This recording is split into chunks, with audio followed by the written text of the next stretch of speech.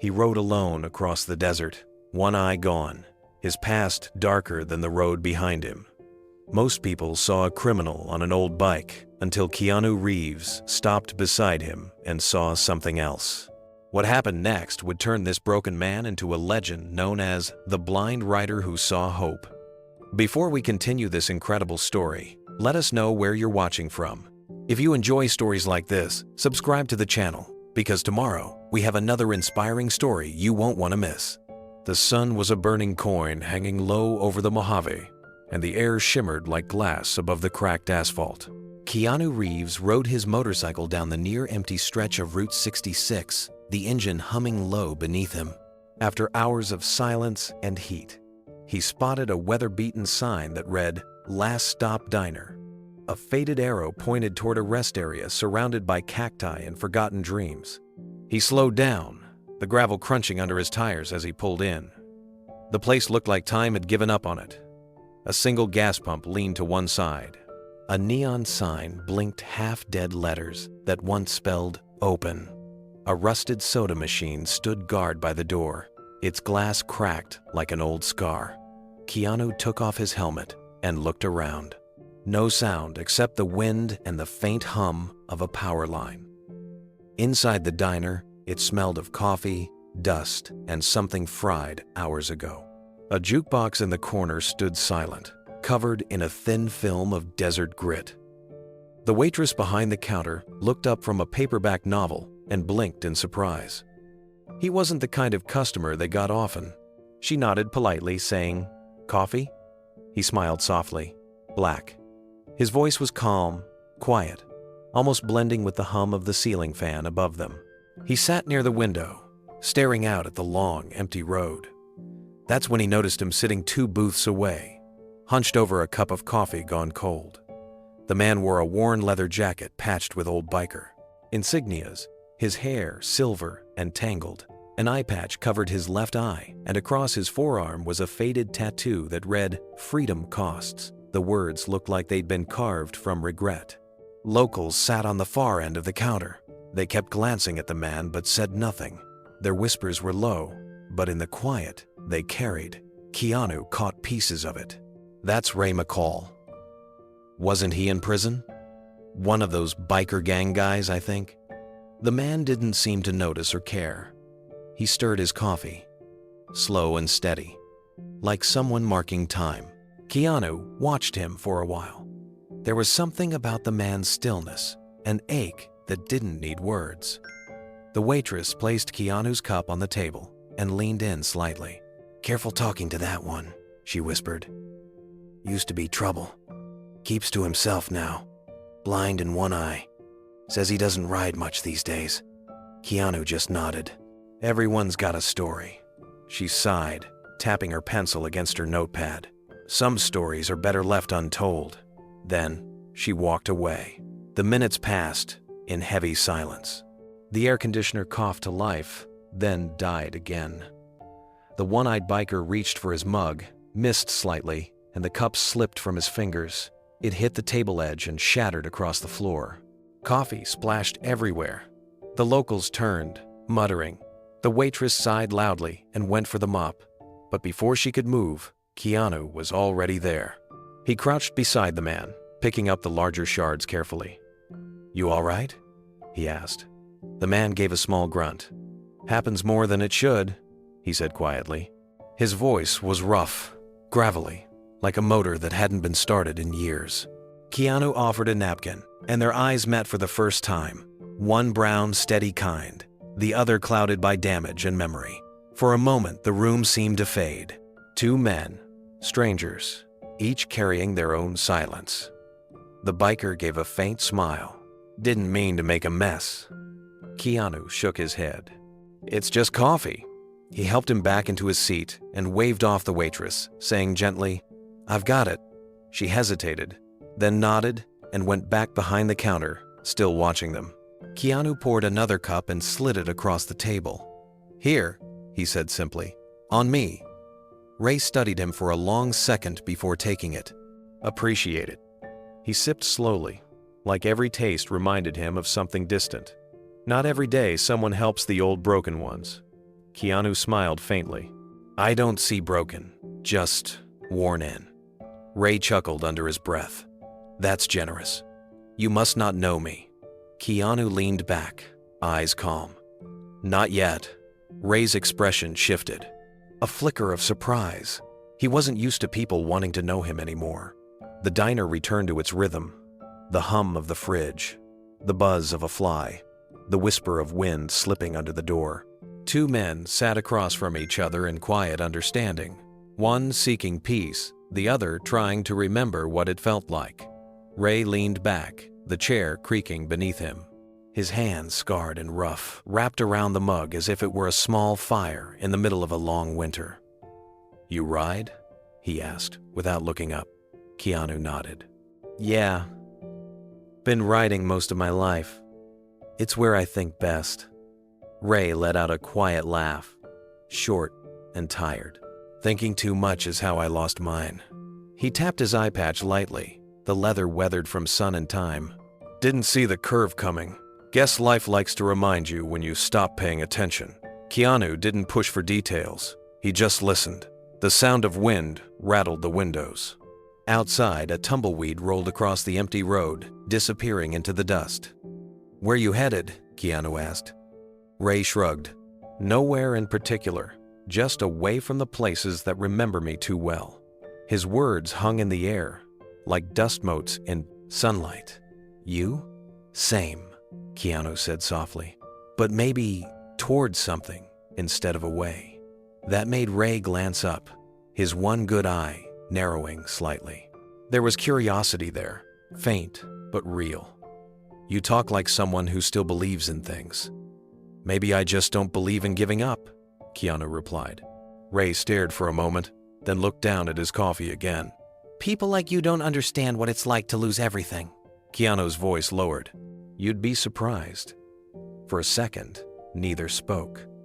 The jukebox crackled faintly, and a single note of an old country song slipped through before dying again. The silence that followed wasn't awkward. It was heavy, shared, and strangely peaceful, two travelers caught between regret and redemption, waiting for the road to tell them what came next. The waitress returned quietly with the check, but didn't dare interrupt. She glanced at Keanu, then at Ray, and for a brief moment, something softened in her face. Maybe she realized not every stranger was trouble. Ray pushed the cup aside and rubbed his temples. You know, he said slowly, there was a time I thought I owned the road. Rode with a pack, loud bikes, louder mistakes. His voice cracked a little. Then one night, everything went wrong. One punch, one flash of steel, and my brother didn't wake up the next morning. Been paying for that moment ever since. Keanu didn't flinch. He just let the words settle. And now? He asked. Now I ride to remember, Ray murmured. To remind myself I can still keep the wheels turning, even if I can't see half the world anymore. Outside, the desert wind grew stronger, blowing sand across the cracked parking lot. The faint hum of a distant engine echoed off the hills. Keanu stood, reached into his jacket, and placed a few bills on the table. You mind if I sit with you next time I pass through? Ray raised an eyebrow, surprised. You'd really want that? Yeah, Keanu said simply. I think we could both use the company. Ray gave a slow nod. You got a strange way of reading people. Keanu smiled faintly. I don't read people. I listen. Ray exhaled deeply, the tension leaving his shoulders. Then you're one of the rare ones. Keanu walked toward the door, pausing before stepping out into the heat. Take care of that bike, Ray. It's still got a few good miles left in it, Ray smirked. So do I. As the door closed behind Keanu, Ray looked through the dusty glass, watching the man ride off toward the horizon. The sound of the engine faded into the wind, but the feeling stayed a small spark, flickering somewhere deep in a man who thought his fire had gone out. For the first time in years, Ray felt like maybe he wasn't invisible anymore. The road was still long, but tonight, it didn't feel so lonely. The heat had softened by late afternoon when Keanu stepped out of the diner. The sky was streaked with gold and rose, the kind of sunset that could make even the loneliest highway look like a painting. Ray followed behind him, holding his helmet in one hand and squinting against the light with his one good eye. His old Harley leaned against the curb, worn chrome, glinting in the sun. Keanu's black motorcycle stood beside it, clean and quiet, like two generations parked side by side. Ray kicked a stone across the gravel and muttered, "Funny thing about the road, it never remembers you. No matter how far you go, it just keeps going." Keanu leaned on his bike and nodded. Maybe that's why people ride. To leave something behind they don't want remembered. Ray smiled faintly. "You talk like someone who's run from a few things." Keanu looked out at the horizon. "Maybe, but I've learned the road can't fix you. It just gives you time to listen to yourself." Ray nodded slowly. "Yeah, listening. That's something I didn't do enough of." He ran a hand along the tank of his bike. "Used to lead a club back in the day. Big group. We rode hard, drank harder, thought we owned every mile we touched. They called me One-Eyed Ray long before I actually lost it. Guess the name stuck." Keanu stayed silent, letting him continue. Ray's voice lowered. "We weren't bad at first, just young and full of noise. But things changed. Money, pride, and booze. The kind of mix that burns bridges fast. My brother Jesse tried to keep me grounded. He was the better man, steady, clean, didn't want the club life. I told him he was soft. He told me one day that road would chew me up." He stopped and stared at the ground, his jaw tightening. Turns out he was right. Keanu folded his arms, waiting. The wind rustled through the dry weeds behind them. "It was a fight," Ray said finally. "One night in Tucson, some kid from another gang mouthed off. I swung first, one punch. Didn't even see the knife until it was too late. My brother jumped in to pull me back, and he never got up." The air between them went still. Ray's voice was barely above a whisper. "I got 10 years. Lost my brother, lost my eye, lost everything that made the noise worth it." Keanu's eyes softened. "And when you got out?" Ray gave a bitter laugh. "I rode. Been riding ever since. Not toward anything, not away from anything. Just trying to stay ahead of who I used to be."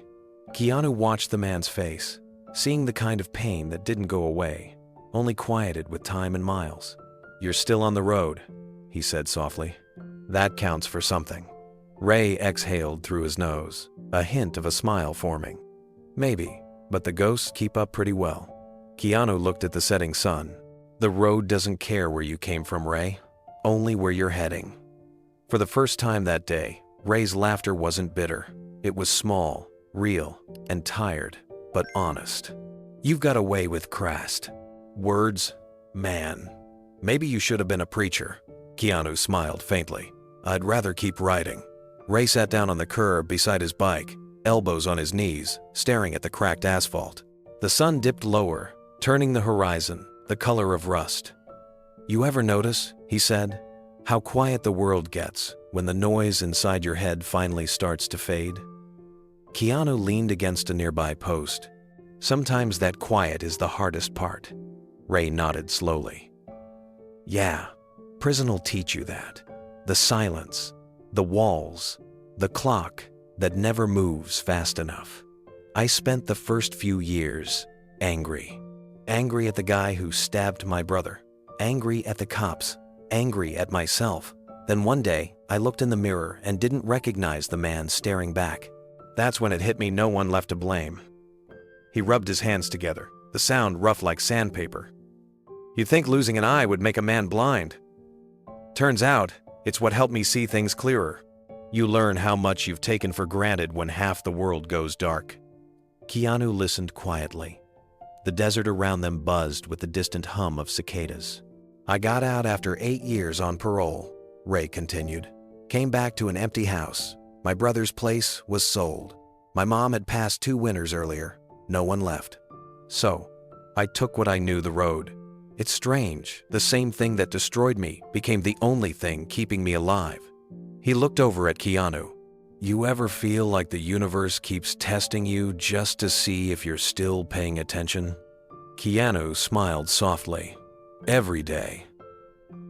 "You don't strike me as a man with demons." "I've got my share," Keanu said. "The trick is learning to make peace with them instead of fighting them." Ray seemed to think about that for a long moment. Peace, he repeated, as if trying to taste the word. Haven't had much of that. Guess that's why I keep the bike running. It's the only thing that doesn't judge me, doesn't talk back, doesn't lie. Keanu walked closer, glancing over the battered motorcycle. You kept it all these years? Yeah, Ray said proudly. Rebuilt it twice. Every dent, every scratch has a story. The headlight's crooked because I hit a fence post outside Amarillo. The tank, that's from when I dumped it in the rain near Flagstaff. It's ugly, but it's mine. He patted the seat gently, as if the bike could feel it. The engine still sings though.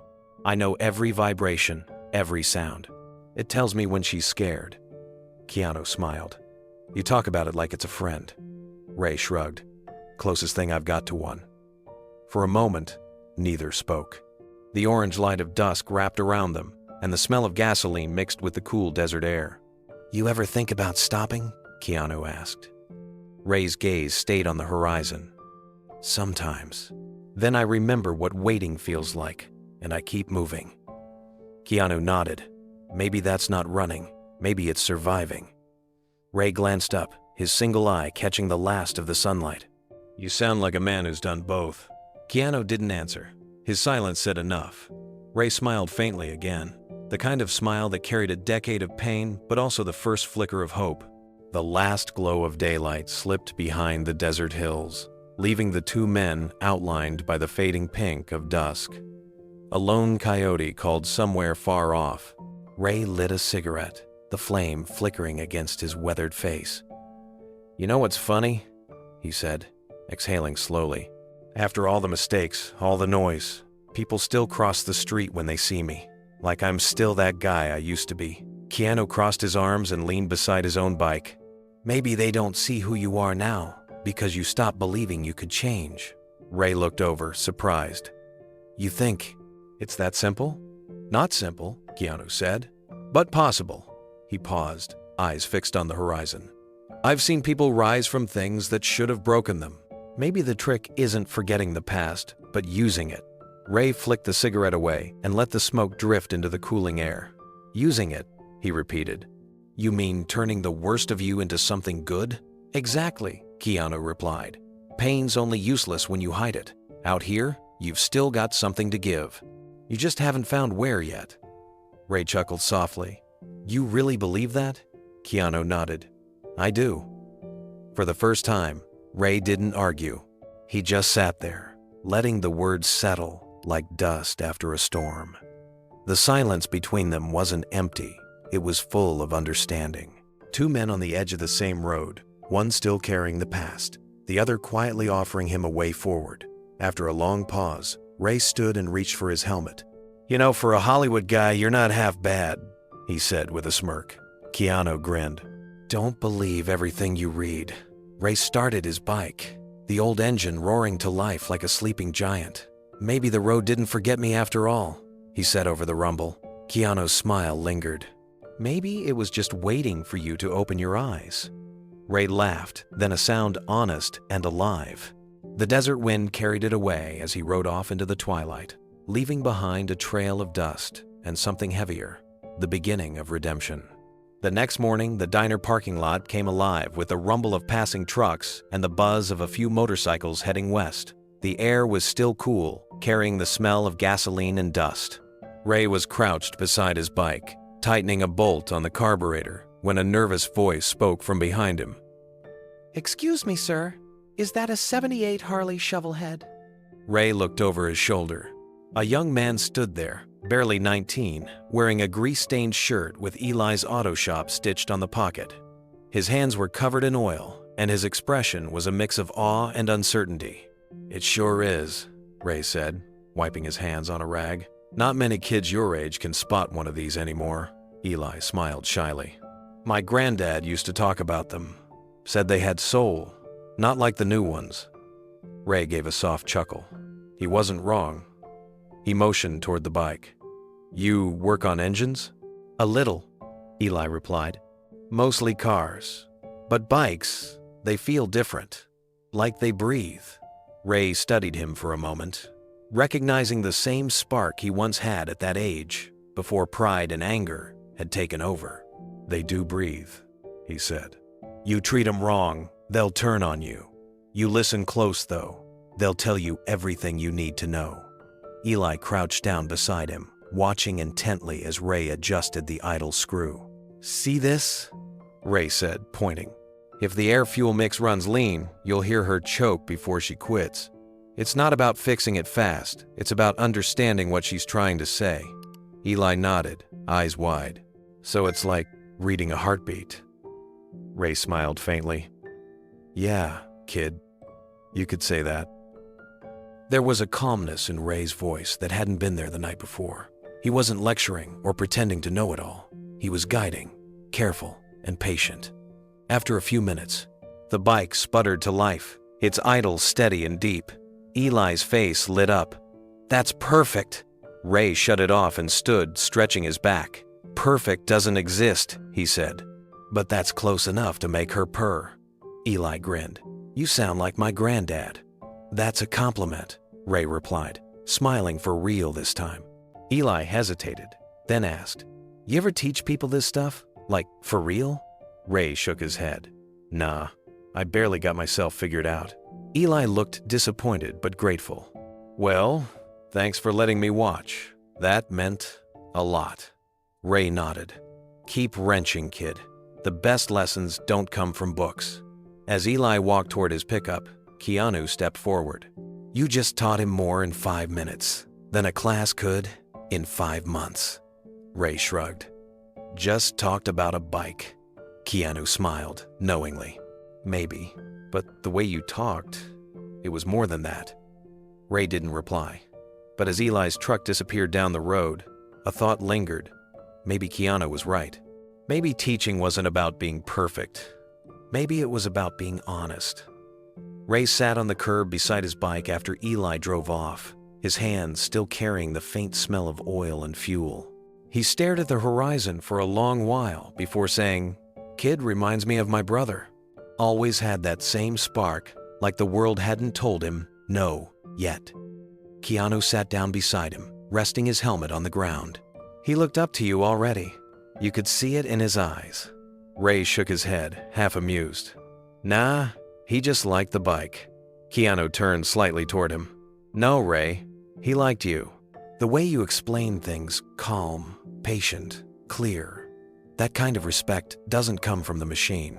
It comes from the person holding the wrench." Ray didn't answer at first. He rubbed his jaw and stared at the ground. "You ever notice how people listen better when you talk about something that's not them? A bike, an engine, a road? It's safer that way. No one gets judged." Keanu nodded. "Sometimes that's where real truth hides. You start talking about the machine, and before you know it, you're talking about life." Ray gave a quiet laugh. "You've got a habit of turning simple things into philosophy." Keanu smiled. "And you've got a habit of pretending you're not good at helping people." The wind blew softly through the cacti, carrying the scent of rain from far away. Ray squinted into the distance. "Maybe I just don't believe I've earned the right to help anyone yet." Keanu looked thoughtful. "Maybe helping is how you earn it." Ray let the words sit in the air. He wanted to argue, but couldn't. Deep down, something about that line hit him harder than he expected. He thought about the kid's curious eyes, the way Eli had looked at him like he mattered. It had been years since anyone had done that. "You ever teach?" Ray asked after a pause. "Not formally," Keanu said. "But I've learned that sometimes people don't need a teacher. They just need someone who believes they can do better." Ray chuckled softly. "Belief? That's a dangerous thing to hand a man who's failed before." Keanu tilted his head. "Or maybe it's the one thing he's been missing." The silence stretched again, not awkward, just heavy with unspoken understanding. Ray reached into his jacket pocket and pulled out a small silver keychain. It was shaped like a winged skull, the emblem of his old motorcycle club. The metal was scratched and dull, a relic from another life. He held it up, turning it in the light. "Used to think this meant something. Brotherhood, loyalty, power. Now I just see the things it cost me." Keanu's gaze stayed on the charm. maybe it still means something. Maybe it's a reminder not of what you lost, but what you learned. Ray looked at him for a long time, then slipped the keychain back into his pocket. You talk like a man who's been through hell and made friends with it. Keanu's expression didn't change. Maybe that's the only way out. For the first time, Ray didn't laugh or argue. He just nodded slowly, as if something had finally landed where words couldn't reach. The sun climbed higher, and the heat shimmered off the road. Ray stood up, stretching his back until his shoulders popped. "Guess I should hit the road," he said, though his tone lacked conviction. Keanu looked at him and smiled faintly. "You ever wonder if maybe the road brought you here for a reason?" Ray raised an eyebrow. "You mean some kind of destiny?" "Maybe not destiny," Keanu said. "Maybe just timing. That kid didn't stop by accident." Ray scoffed lightly, but his expression softened. "You think fixing a carburetor for a teenager means something?" "I think it meant a lot to him," Keanu replied. "You gave him confidence. You gave him something real to hold on to. That's how people change, one moment at a time." Ray looked toward the diner's front window, where the waitress watched them quietly, pretending to clean a table. A small nod passed between them, unspoken respect for the man she had once judged. Then Ray turned back to Keanu. "You're a strange guy, Reeves," he said, smirking. "Most people see a convict and walk the other way. You see a mechanic." Keanu's voice was calm. "I see a man who learned things the hard way. That's worth more than any title." Ray ran his hand along the seat of his bike again. "You really think someone like me could teach kids about riding, about safety?" "I don't think," Keanu said. "I know." Ray paused, the sound of the desert wind filling the space between them. His mind went back to Eli's bright eyes, the way his curiosity had brought a small spark back into Ray's chest. It had been years since anyone looked at him like that, with hope instead of fear. He swung his leg over the bike and started the engine, the roar echoing across the empty road. "You ever get tired of being right?" he asked over the noise. Keanu grinned. "Only when people actually listen." Ray chuckled, shaking his head. "Well, don't get your hopes up." He revved the throttle once, then gave Keanu a look that held both gratitude and confusion. The look of a man who wasn't ready to believe in himself yet, but might be starting to. As he pulled onto the highway, the thought lingered, echoing with the rhythm of the wheels beneath him. Maybe my past could teach someone how not to crash. Night fell like a velvet curtain across the desert. The last traces of daylight faded behind the mountains, leaving the diner bathed in the soft glow of a flickering neon sign. Crickets began their endless rhythm, and the wind carried the dry scent of sagebrush. Ray sat beside his bike outside, a steaming cup of coffee resting on the concrete ledge. Keanu stood nearby, leaning against a post, eyes tilted toward the sky that stretched forever overhead. For a while, neither spoke. They didn't need to. The silence of the desert had its own kind of voice, steady, patient, eternal. Finally, Keanu broke it. "You ever notice how quiet the world gets once the engines stop?" Ray smirked. "Yeah. That's when all the thinking starts. Sometimes it's worse than the noise." Keanu smiled faintly. "Depends what you're thinking about." Ray looked down at the ground, his voice low. "Mostly about the people I let down. My brother, my mom, my crew. Sometimes I think the road's the only thing that doesn't care who I used to be." Keanu nodded. "The road doesn't judge. It just keeps going." Ray took a sip of coffee, then gave him a sideways glance. "You seem like a man who knows exactly where he's going. What are you really doing out here, Reeves? Ain't no Hollywood cameras around these parts." Keanu chuckled softly. "No cameras, just purpose." Ray raised an eyebrow. "Purpose?" "I started something a few years ago," Keanu said. "It's called Ride with Heart. We teach kids how to ride safely. Not just the mechanics, but the respect for the road and for themselves." Ray whistled quietly. "Sounds noble. You get paid to do it?" Keanu shook his head. "No, it's a volunteer thing. We work with schools, foster homes, small-town garages, anywhere a kid might need direction." Ray leaned back. "And you do this yourself?" "Me and a few friends," Keanu said. "But we're short on real riders. The kind who've seen things, lived through mistakes, the kind who can look a kid in the eye and say, "Don't make mine." Ray frowned, unsure where the conversation was heading. "You looking for advice or confession?" Keanu looked at him directly, calm but serious. "Neither. I'm looking for a mentor." Ray blinked, surprised. "You mean me?" Keanu nodded. "Yeah, you." Ray stared at him like he was joking. "You want a convict to teach kids how to ride?" Keanu's voice didn't waver. "I want a man who's lived enough to know what not to do." Ray laughed dryly, shaking his head. "You're out of your mind." "Maybe," Keanu said. "But I've seen what happens when people write themselves off too early." Ray looked back at his bike, the flickering light reflecting off the metal. "You don't know what you're asking, Reeves. My name carries weight the wrong kind. You'd lose sponsors, donors, parents. You really want that on your hands?" Keanu's tone softened. "I've lost worse things than money, Ray. What I care about now is impact." The words hung in the air, like smoke. Ray looked away, unsure what to do with them. Ray rubbed the bridge of his nose and sighed. "You talk like somebody who's never been burned by trust. You put a guy like me in front of kids, and one headline later your whole project's gone." Keanu shook his head slowly. "You're not hearing me, Ray. I'm not asking you to be perfect. I'm asking you to be honest. These kids don't need a saint, they need someone real." Ray let out a dry laugh.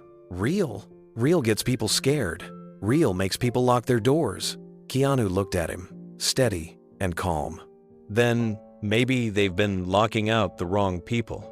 The desert wind shifted, carrying the faint sound of an approaching truck somewhere down the highway. The headlights flashed briefly, then disappeared into the dark. For a long moment, the two men said nothing. Only the sound of the diner's flickering sign filled the air. Ray finally spoke again. "You think some broken-down biker can teach kids about safety?" Keanu nodded. "You've already done it once today." Ray frowned. "What do you mean?" Keanu smiled slightly.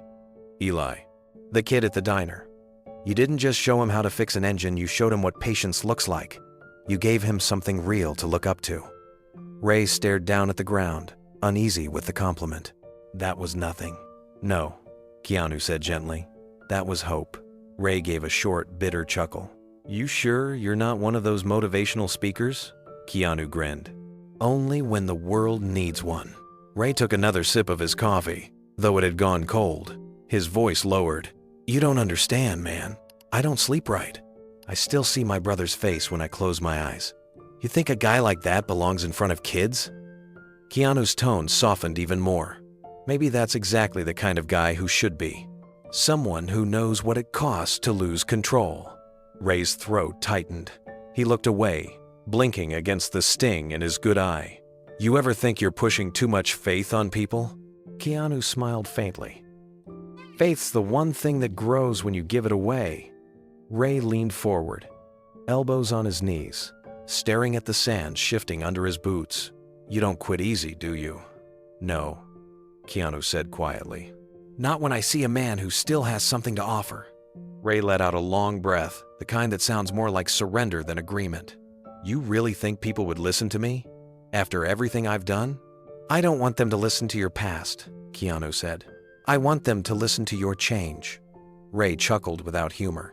"You sure you're not some kind of preacher?" Keanu's voice stayed steady.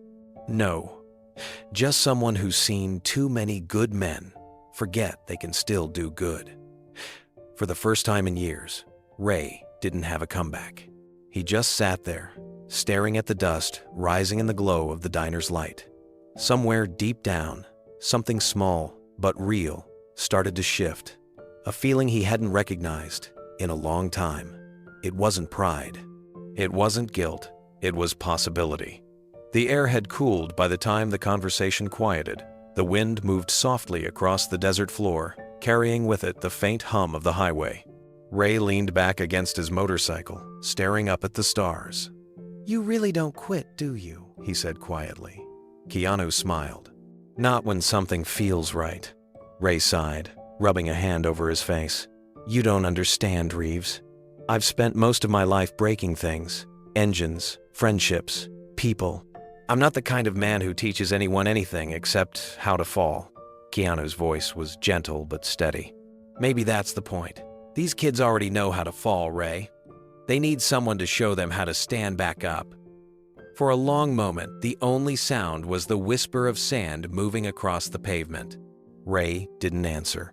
His jaw tightened, his throat working to hold back words he hadn't said in years. Finally, he muttered, "You don't know what it's like carrying a name people cross the street to avoid." Keanu looked at him, his expression calm. Then maybe it's time they saw the man instead of the mistakes. Ray gave a small, tired laugh. "You sure you're not selling something?" Keanu shook his head. "Just hope." Ray stared at him, unsure whether to scoff or believe. Hope had always been something that belonged to other people. But there was something about Keanu, his tone, his patience, his refusal to walk away, that broke through the old armor. "You really think I could do this?" Ray asked at last. Keanu nodded once. "I wouldn't have asked if I didn't." Ray exhaled slowly, staring into the night sky. "All right, Reeves," he said, voice low. "You find me a reason to believe it, and I'll ride with you." Keanu extended his hand. "That's all I needed to hear." Ray hesitated, then took it. The handshake was firm, quiet, and real, the kind that said more than any promise could. Above them, the desert stars burned brighter, as if the night itself had heard their agreement. Somewhere deep inside, Ray felt the smallest shift, the sound of something heavy finally starting to move. The sun rose slow and gold over the horizon, painting the desert in long bands of amber and red. The diner was quiet again, the morning wind sweeping away the traces of last night's conversation. Keanu stood outside beside his motorcycle, tightening the strap on his gloves. The air was cool and still. A single crow cut across the empty sky. Ray walked out moments later, carrying his helmet under one arm. He moved slower than most riders, deliberate, every step weighed by thought. His patched leather jacket creaked as he stretched his shoulders. "You really mean this, huh?" he said. Keanu smiled faintly. "A deal's a deal." Ray exhaled through his nose. "You don't waste time." Keanu pointed toward the highway. "Neither does the road." They both mounted their bikes. Ray's old shovel head groaned before roaring to life, coughing smoke into the morning air. Keanu's engine purred beside it, smooth and steady. For a moment, the two sounds blended into something that felt alive, a heartbeat of steel and rhythm. Keanu looked over. "We'll take the canyon route. Nice mix of turns and open road. You good with that?" Ray nodded, sliding his helmet on. "Been a while since anyone asked if I was good with anything." "Then it's overdue," Keanu said. They rolled out of the parking lot and onto Route 66, the wind rushing against them like a wave. The first few miles were silent, except for the engines. Ray's posture was relaxed, but focused. Despite the missing eye, his movements were precise, leaning into the turns just right, adjusting his weight with practiced ease. Keanu stayed behind him for a while, watching. It was mesmerizing, the way Ray seemed to feel the road instead of just seeing it. He tapped the clutch moments before every curve, listening to the subtle shift in air pressure and tire hum. He didn't look at the asphalt, he listened to it. They passed through long stretches of cracked pavement and dry plains, the landscape. Wide and endless. Every few miles they'd cross an old sign or an abandoned gas station, relics of a time when people still traveled for the joy of it. Ray slowed as they approached a steep canyon road. He glanced over his shoulder briefly. "This one's got teeth," he shouted over the wind. Keanu grinned. "I like a challenge." Ray chuckled, and for the first time, there was no edge in his voice. They accelerated together, engines echoing through the canyon walls. The road curved sharply, the cliffs towering high on either side. Ray leaned into the bends effortlessly, one hand brushing the handlebar, the other hovering near the clutch, reading the bike's pulse. Keanu followed close, watching how Ray's instincts replaced sight. Every vibration, every echo bouncing off the rock seemed to guide him. It wasn't just skill, it was something deeper, almost spiritual. When they emerged from the canyon, The world opened into a vast stretch of blue sky and sand. Ray slowed, letting Keanu pull beside him. For a moment, they just rode side by side, neither speaking, the road unwinding like a promise ahead of them. They stopped at a ridge overlooking the canyon below, where the earth stretched wide and endless, marked by veins of red rock and dry riverbeds. The wind carried the smell of sunburned soil and distant pine. Ray pulled off his helmet, setting it gently on the ground beside his boots. His hair was wild from the ride, silver streaks catching the sunlight. "Still alive," he said with a crooked grin. Keanu parked next to him, removing his own helmet. "You make it look easy," Ray laughed, shaking his head. "It's not sight that keeps you up on two wheels, man.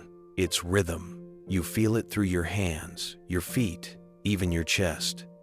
The road talks if you know how to listen." Keanu smiled. "That's exactly what those kids need to hear." Ray's grin faded a little.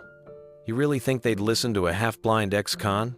"They'll listen," Keanu said softly, "because you ride like a man who's still learning, not one who's given up." Ray looked out over the desert. "I used to ride like that, before everything went wrong. When I was a kid, my brother and I would race to see who could reach the horizon first.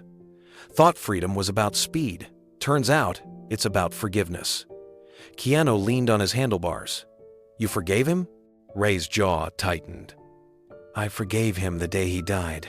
Been trying to forgive myself ever since." They stood there for a moment, silent, except for the wind. A hawk circled overhead, its shadow gliding across the canyon floor. Keanu's voice broke the stillness.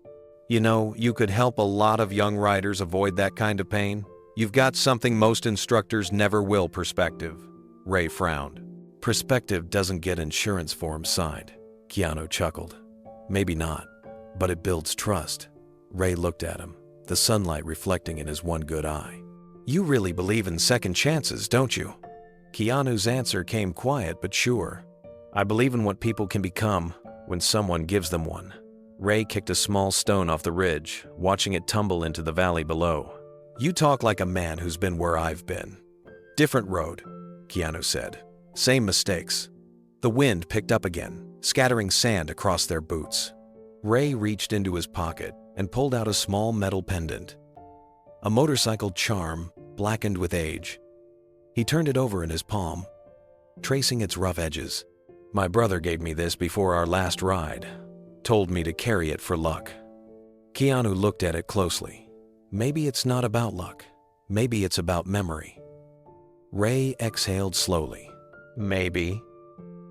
But memories fade. Roads don't." Keanu glanced toward the horizon. "Then, maybe it's time you started making new ones." Ray studied him for a long moment. His lips twitched into a faint, thoughtful smile. "You've got a strange way of making a man want to believe you," Keanu grinned. "Then, it's working." The two men climbed back onto their bikes as the afternoon sun began to dip, turning the sky bronze. The air had changed warmer, calmer, carrying that dry hum of open country that made the road feel infinite. They rode side by side for miles, neither needing words. The sound of the engines filled the spaces between them, a steady duet of trust and rhythm. Ray rode with a new steadiness now, not from confidence, but from connection. He tilted his head slightly to catch the sound of the wind against the cliffs, using it like a compass. Every vibration in the handlebars told him what his eye couldn't. When gravel shifted beneath the tires, he adjusted instinctively, his balance perfect. Keanu kept watching from the corner of his eye. There was something deeply human in the way Ray rode, not trying to prove anything, just existing in motion, guided by feel and memory. It was like watching a man rediscover his own pulse. As they passed through a stretch of ghost towns and boarded-up motels, Ray slowed. "Used to stop here back in the day," he said through the wind. "The club I rode with was our halfway point." Keanu matched his speed. "What happened to them?" Ray's voice was quiet. "Most found their way home. A few didn't." He paused, his tone softening. "I never thought I'd come back here and feel peace instead of shame. They stopped briefly at an overlook, the road behind them stretching like a dark ribbon through the canyon. Ray shut off his engine and took a deep breath.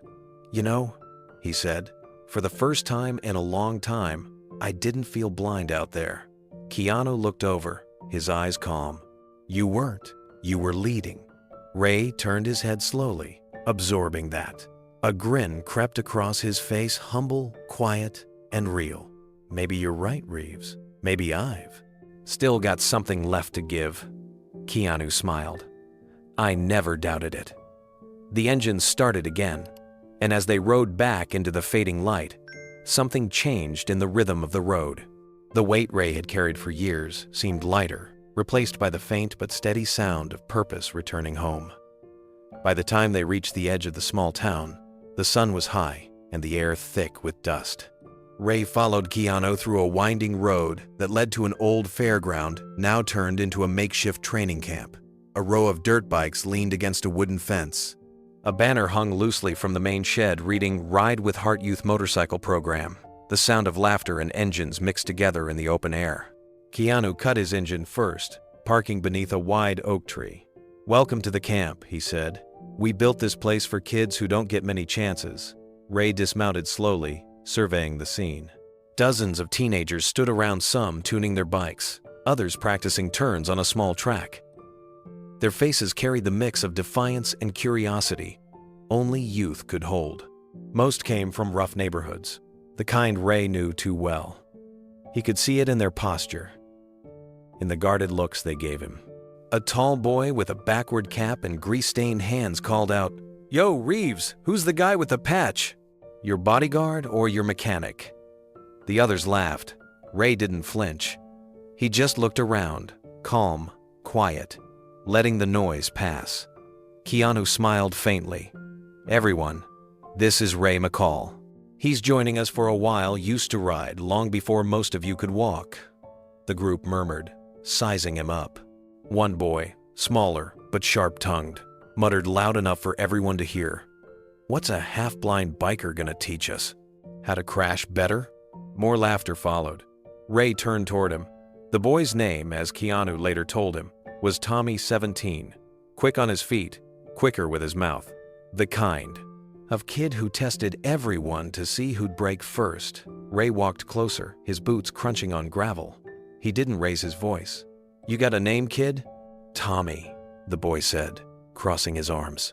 "Well, Tommy," Ray said evenly, "I may only have one good eye, but I've seen enough to know something you haven't learned yet." The laughter faded a little. "Oh yeah? What's that?" Tommy asked. Ray's reply came slow and steady. "That real riders don't need to see everything. They just need to listen. Try it sometime." A hush fell over the group. For a few seconds, only the wind moved through the empty lot. Tommy looked away, unsure how to respond. Keanu stood near the fence, hands in his jacket pockets, watching the exchange with quiet pride. Ray hadn't barked, hadn't fought for respect. He'd earned it by not needing it. One of the girls in the back whispered, "That was kinda cold." Another boy nodded. "Yeah, but he's right." The tension broke with a few scattered laughs, this time less cruel, more curious. Ray stepped back, giving the kids space. "All right," he said. "Who's ready to learn something that might save your skin out there?"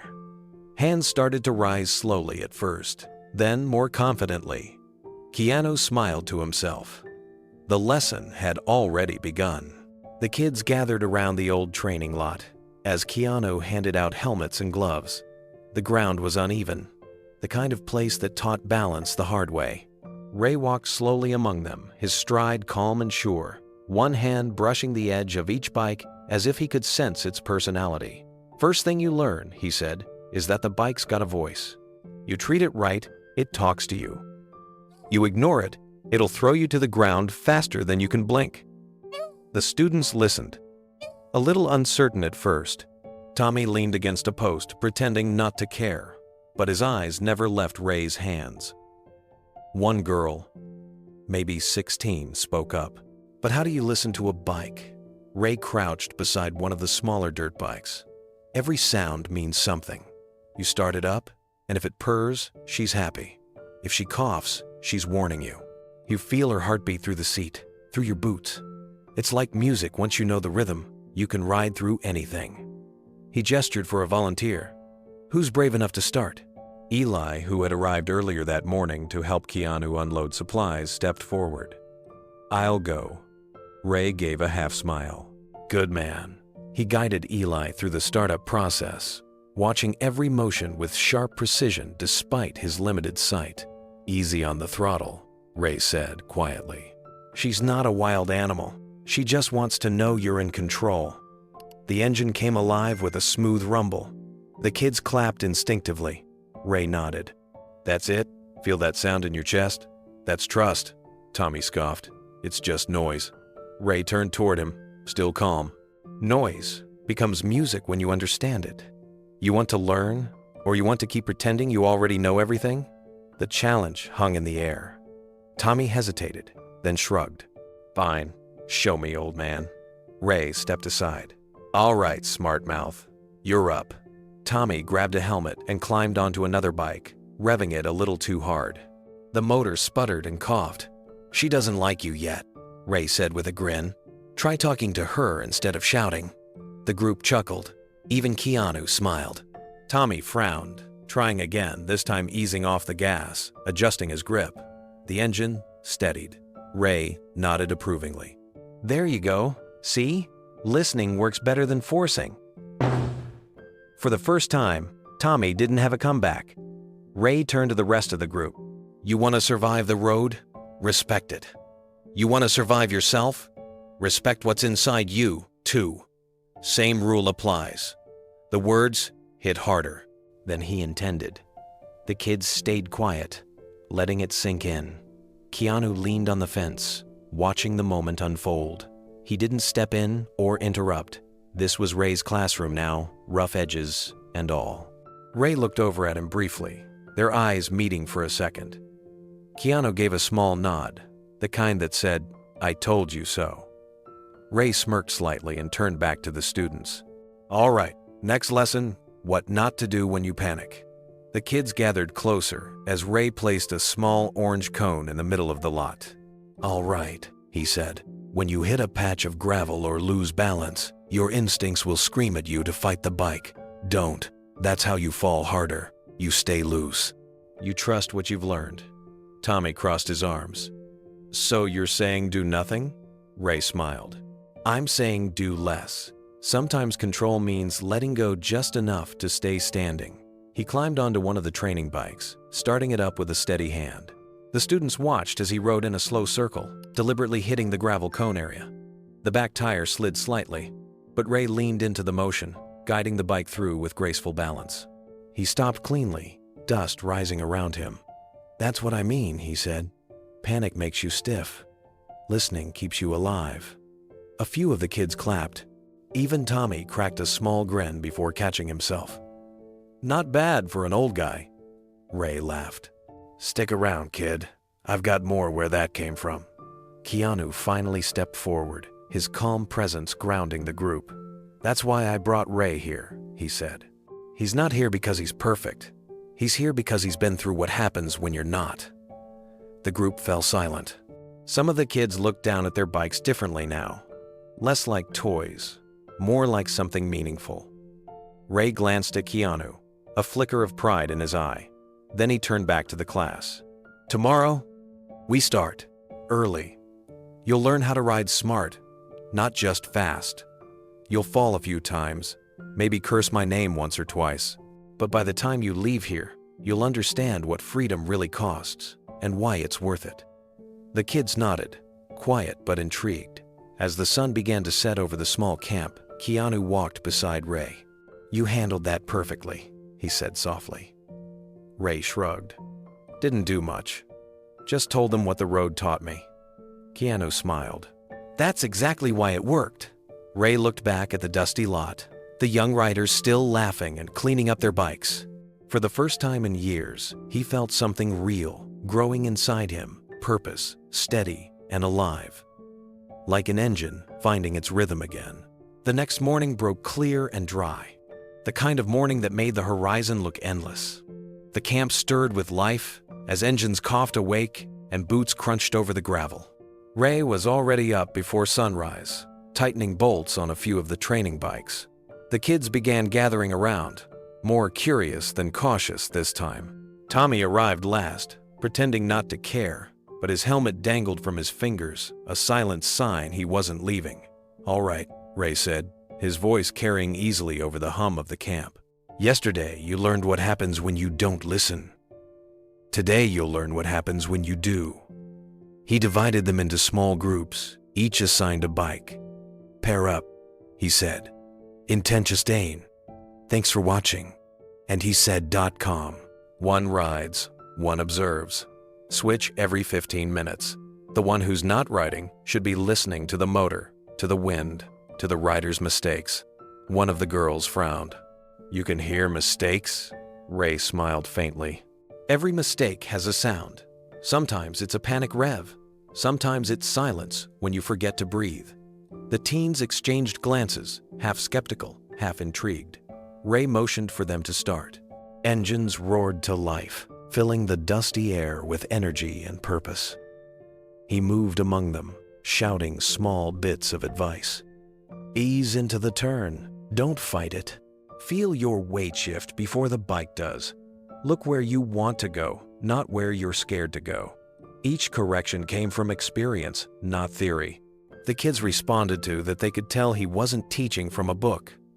Tommy took his turn, gripping the handlebars a little too tight. The bike wobbled on the curve, but Ray didn't scold. He jogged beside him, shouting over the sound of the engine. "Loosen up! You're holding fear, not control." Tommy adjusted, and the next lap was smoother. When he stopped, breathing hard, Ray nodded. "See? You and the bike both just learned to trust each other." Tommy smirked, hiding his satisfaction. "Didn't think you'd be this good at teaching." Ray grinned. "Didn't think I'd be doing it." The day stretched on with laughter and small victories. The awkward energy from before had turned into real teamwork. The girls cheered for each other, the boys stopped showing off and started helping. Even Tommy cracked jokes that made the others laugh for the right reasons this time. From a distance, Keanu stood with folded arms, watching. He didn't step in. He didn't need to. Ray was leading the camp with something no one else could teach: hard-earned wisdom.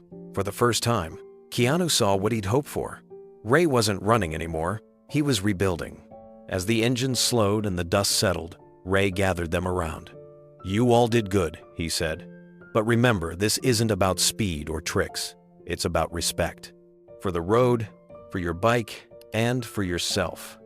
The bike will tell you when it's scared. You just have to listen." The kids stood quietly, letting it sink in. Even Tommy nodded. Keanu smiled. He knew now the gamble had paid off. By midday, the desert sun pressed hard against the camp, and the scent of motor oil mixed with heat. Ray wiped his brow with an old bandana and called for a break. The kids gathered under a shade canopy where Keanu had set out water and sandwiches.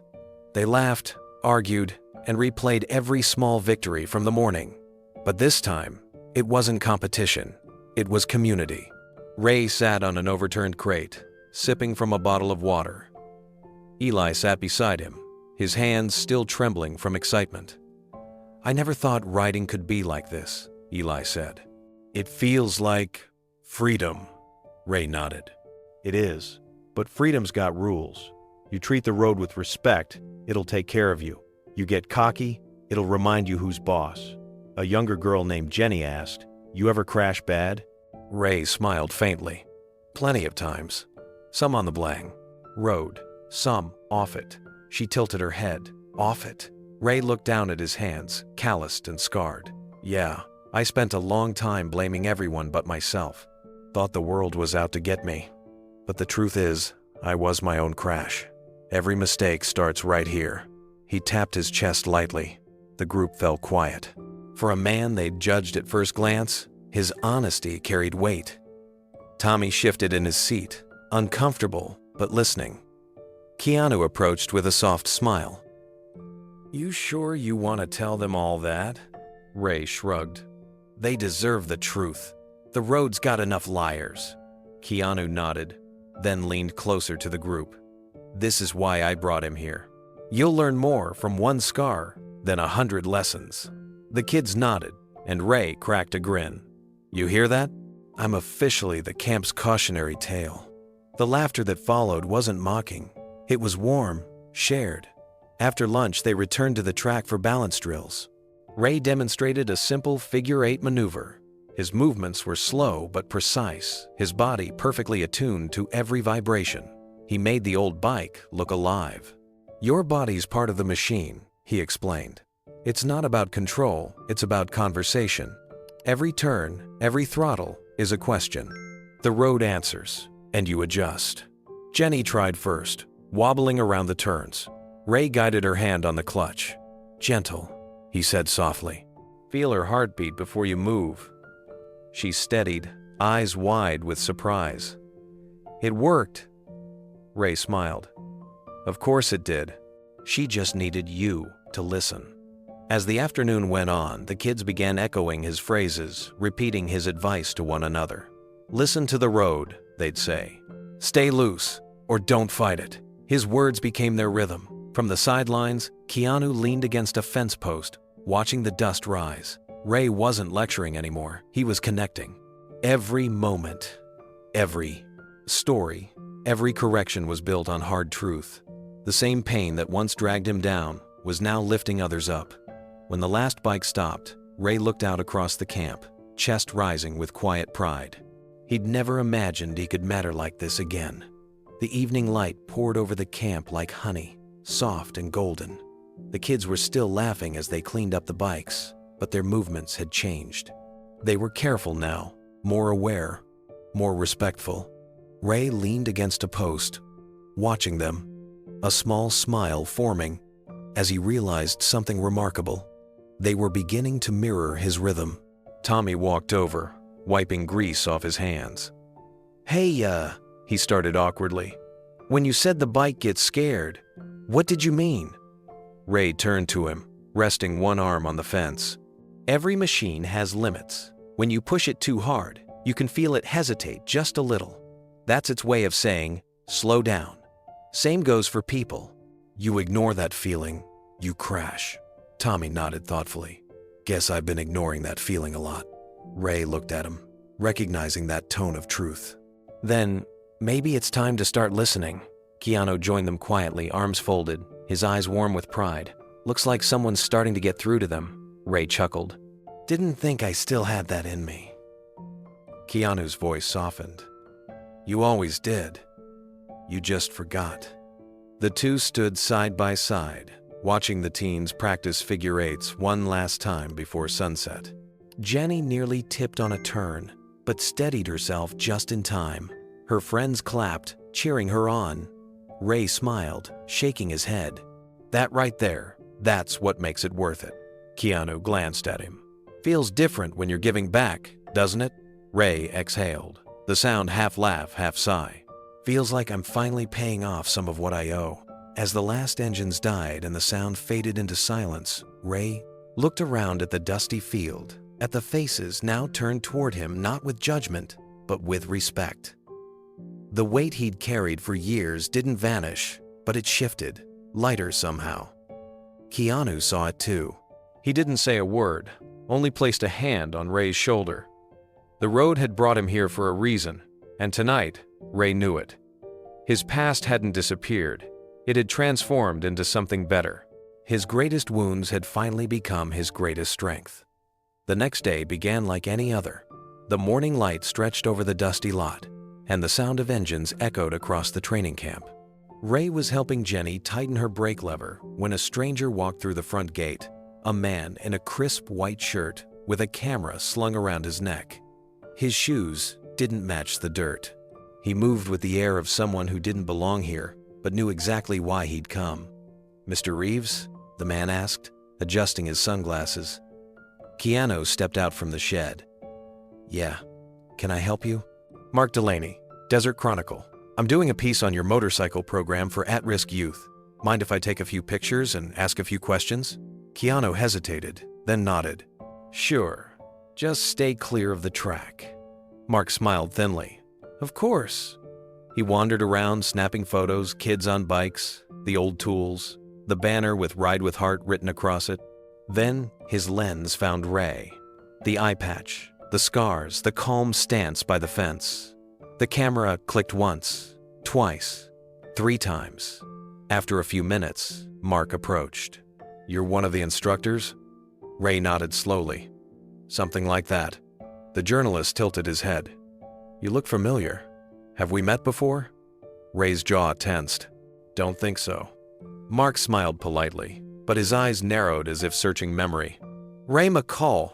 That name rings a bell. Keanu noticed the shift. He stepped closer, tone firm. We're here to talk about the kids, not the past. Mark's expression didn't change. Of course. I just like to know who I'm writing about. By evening, the journalist was gone, his polite smile leaving behind a quiet unease. Ray worked late, avoiding conversation. He didn't need to say it, he knew the man had recognized him. The next morning, the camp's peace shattered. A stack of newspapers landed at the diner counter. The headline bold across the front page, Ex-Convict leads teen motorcycle program. Underneath, a photo of Ray tightening a bolt on a bike, his eye patch catching the sunlight. By noon, phone calls poured in. Parents demanded answers. Sponsors hesitated. Some volunteers pulled back. The camp buzzed with uncertainty. Ray stood near the workshop, holding one of the papers in his hand. His expression was unreadable, but the tightness in his shoulders said enough. Keanu walked up beside him, his face calm but heavy. Guess the past finally caught up, Ray said quietly. Didn't take long. Keanu folded his arms. They only see the headline, not the man. Ray looked down. Doesn't matter. They're right to worry. I'll pack my things tonight. Keanu frowned. That's not happening. Ray looked at him sharply. You'll lose sponsors, Keanu. Maybe the whole camp. Keanu's answer came without hesitation. If we only trust the perfect, no one would ever get a second chance. Ray stared at him, speechless. For the first time since meeting him, the calm certainty in Keanu's voice broke through the years of guilt like light through glass. Ray stood in silence for a long moment. The paper still crumpled in his fist. The headline glared up at him like a scar reopened. Around them, the kids whispered in clusters, their voices uncertain. A few of the older teens had seen the article on their phones. Tommy walked up hesitantly, holding his own copy. Is it true? He asked quietly. Ray met his gaze. Yeah, kid, it's true. Tommy's eyes flicked between him and Keanu. You went to prison? Ray nodded once. A long time ago. I did something I'll regret for the rest of my life. Tommy looked down, fidgeting. But you've been helping us. You're not like... Ray cut him off gently. Doesn't matter what I'm like. The truth doesn't change. Keanu stepped forward, his tone steady. It does matter, Tommy. Because the man standing here now isn't the one who made those mistakes. You all know that. The other kids listened quietly. Some looked unsure, others curious. No one laughed this time. Across the lot, one of the staff members, a woman named Dana, approached. Her expression uneasy. Keanu, the sponsors are calling non-stop. Some want statements, others are threatening to pull out. They say they can't fund a program run by a man with a criminal record. Ray sighed, setting the paper down on the table beside him. See, I told you. This is on me. I'll clear out tonight. You can tell them I'm gone, and things can go back to normal. Keanu shook his head. Normal doesn't build change, Ray. Dana looked at him incredulously. Keanu, this could ruin everything you've built. The press is already digging. They're calling it negligence. Keanu's voice remained calm but firm. What they call it doesn't change what I see. I see a man who's done more good here in 2 weeks than most people do in a lifetime. I'm not cutting him loose because people can't see past their fear. Ray turned toward him, his tone low. You don't owe me this. Keanu looked him dead in the eye. Maybe not, but the world owes you a chance to prove you're not the same man you used to be. Dana hesitated, looking between them. then finally nodded. "All right, but this won't be easy." Keanu gave a small smile. "It never is." The kids lingered nearby, their faces uncertain. Ray turned to them, his voice rough but steady. "Look, I don't blame anyone for walking away. I wouldn't trust me either if all I knew was what's in that paper. But if any of you believe what we started here means something, then stick around. If not, no hard feelings." There was a pause. Then Jenny stepped forward. "You taught me how to stop being scared of falling," she said. "I'm not quitting." Eli followed. "You helped me fix my bike and myself. I'm staying." One by one, the others nodded, even Tommy. Keanu smiled quietly. "Looks like you're outvoted." Ray swallowed hard, blinking back emotion. "Guess so." The wind kicked up across the camp, rustling the banner overhead. The newspaper on the table fluttered, the headline visible for one last second before flipping over, forgotten beneath the dust.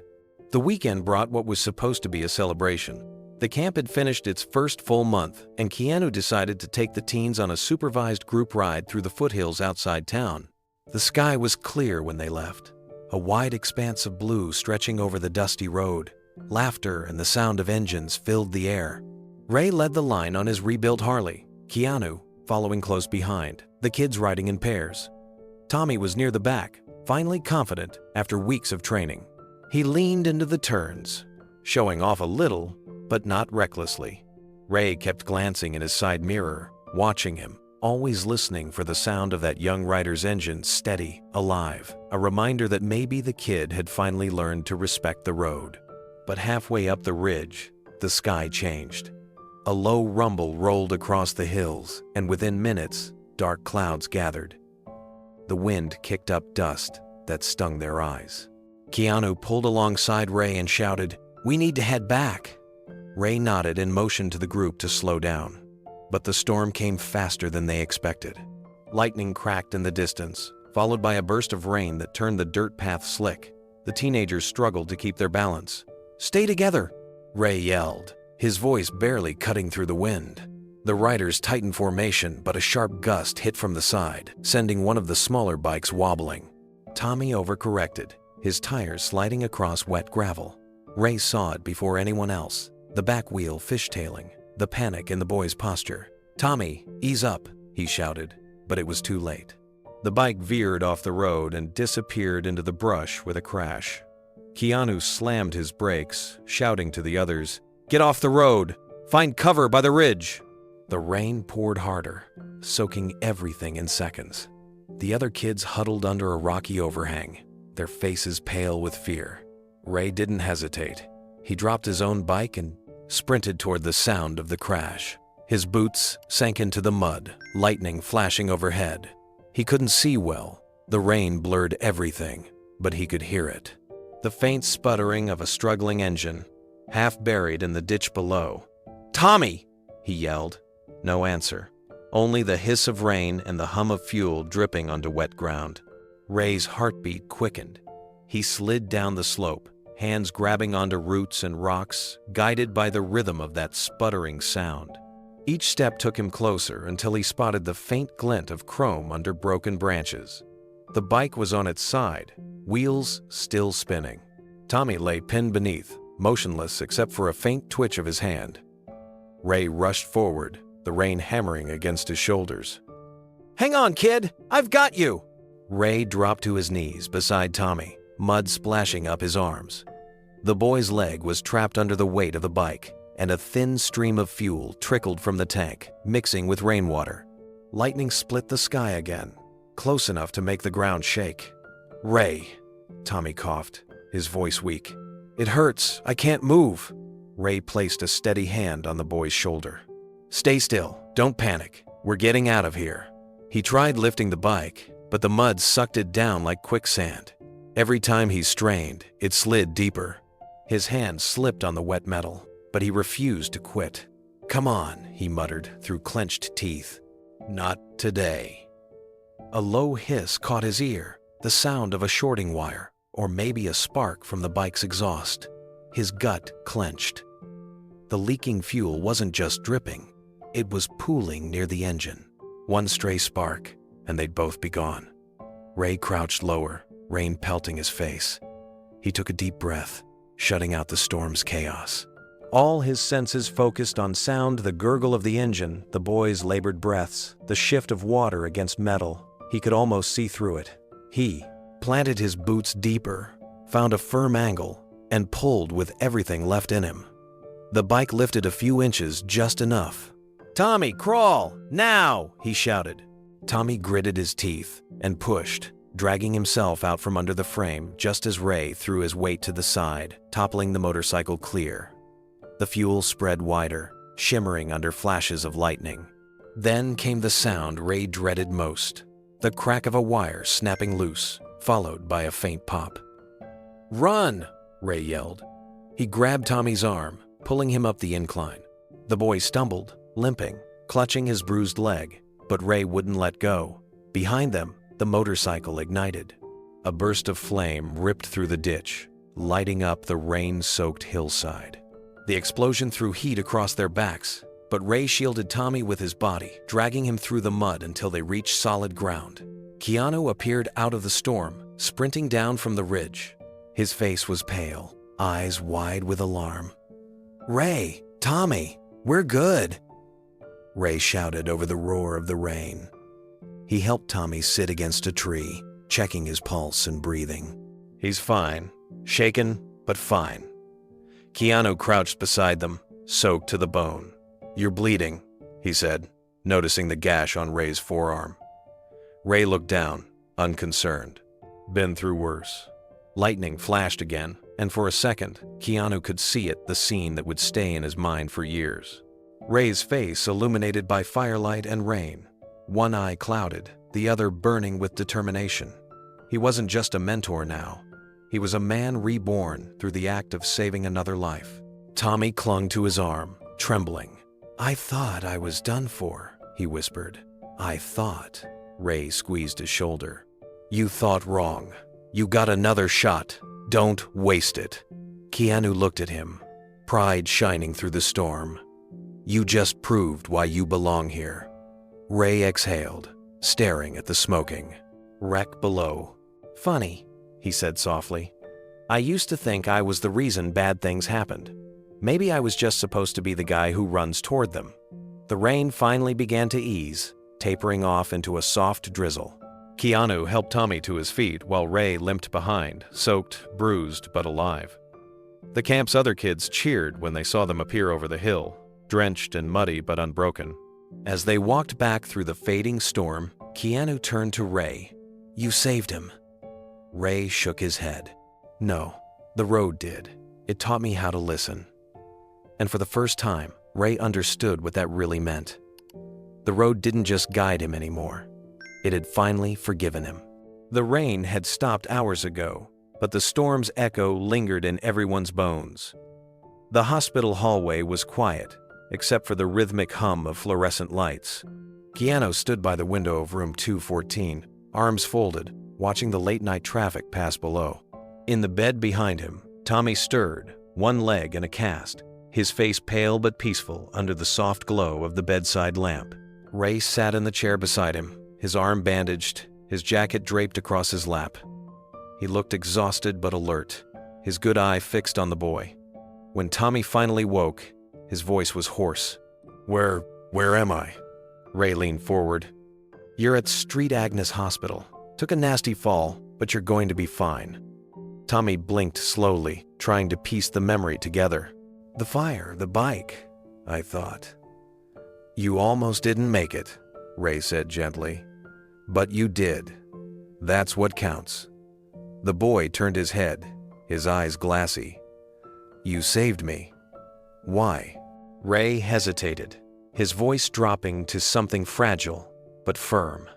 "Because someone once didn't save me. I learned what that costs." Tommy's throat tightened. He looked away, ashamed. "I shouldn't have panicked. You told me to stay calm, and I didn't listen." Ray placed a hand on his bent shoulder. "That's what being human is, making mistakes. What matters is what you do after." Tommy swallowed hard. "I don't deserve." Stop right there, Ray interrupted softly. You don't get to decide that. Second chances don't come from deserving. They come from doing something about it. A quiet tear slid down the boy's cheek. He nodded, whispering, "Thank you." Ray gave a small smile. "You can pay me back by getting better and teaching the next kid not to do what you did." Behind them, Keanu turned from the window, his expression calm but filled with pride. "You handled that like a man who's been teaching his whole life," he said. Ray smirked tiredly. "Guess I'm finally starting to believe I belong here." Keanu nodded. "You've earned it."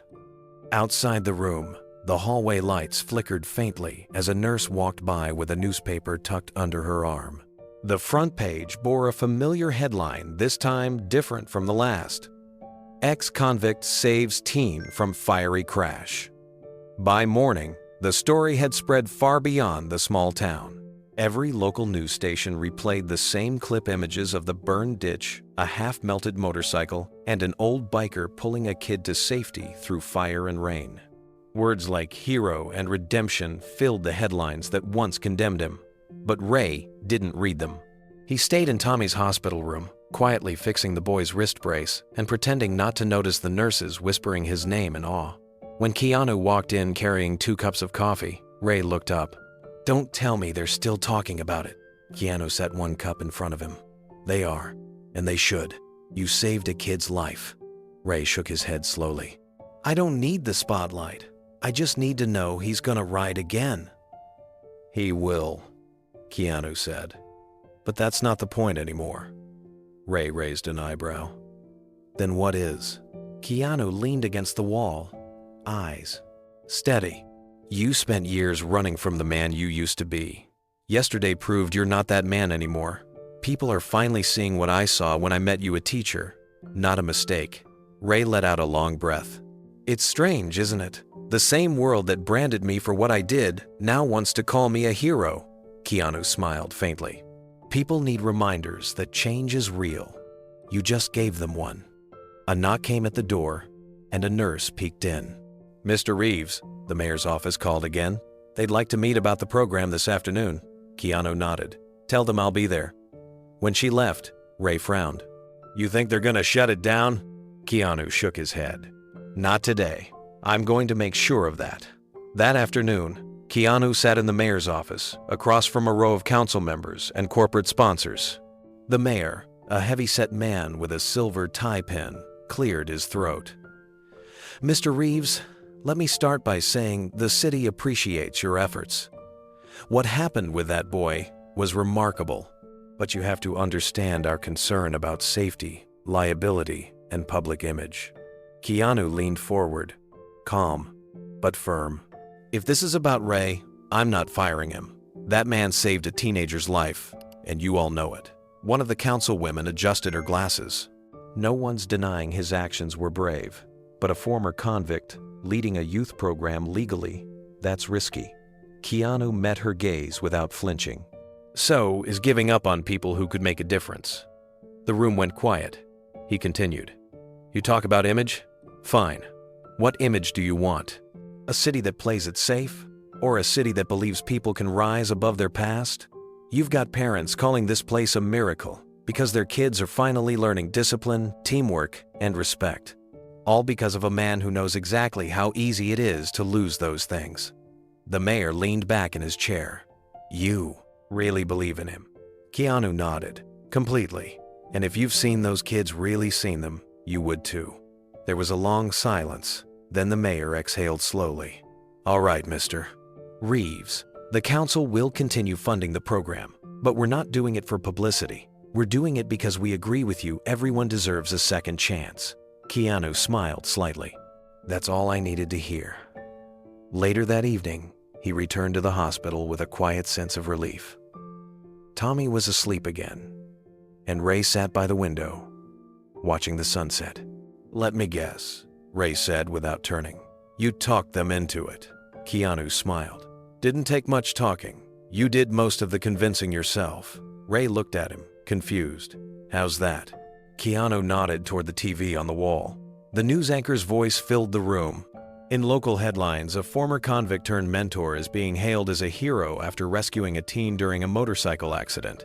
The program he helps lead, Ride with Heart, has just been granted new funding for expansion. Ray stared for a long moment, speechless.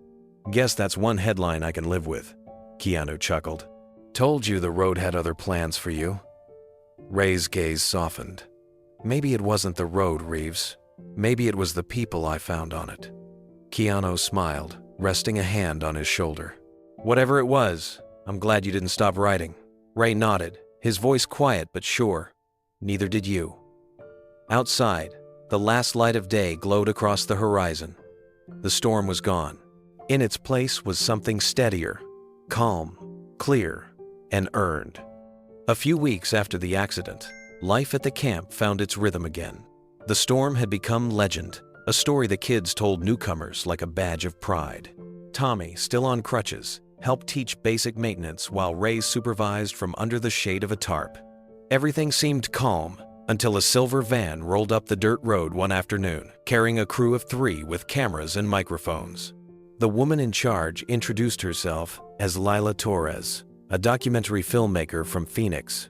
We're doing a short film series on community programs making a difference, she said, smiling as she shook Keanu's hand.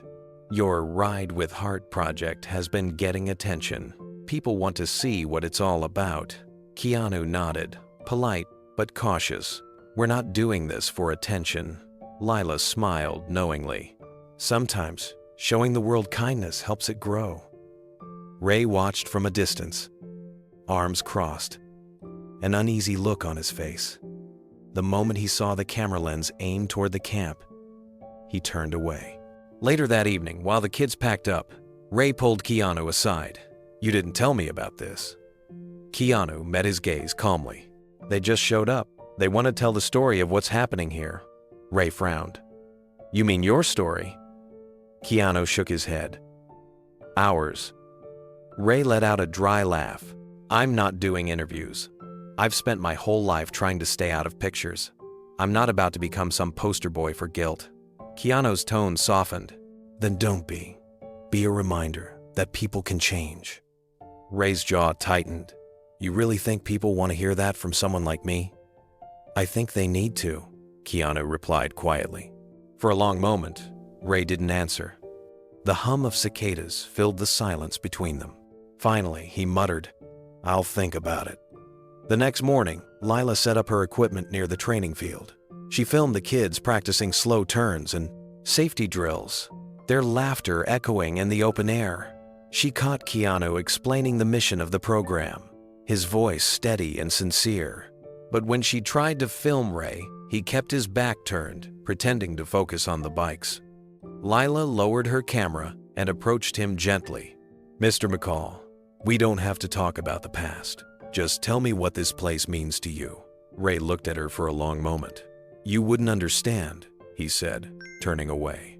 Try me, she replied softly. Ray hesitated, glancing toward Keanu, who gave him a subtle nod. He sighed. All right, but you point that camera at me. You better tell the truth.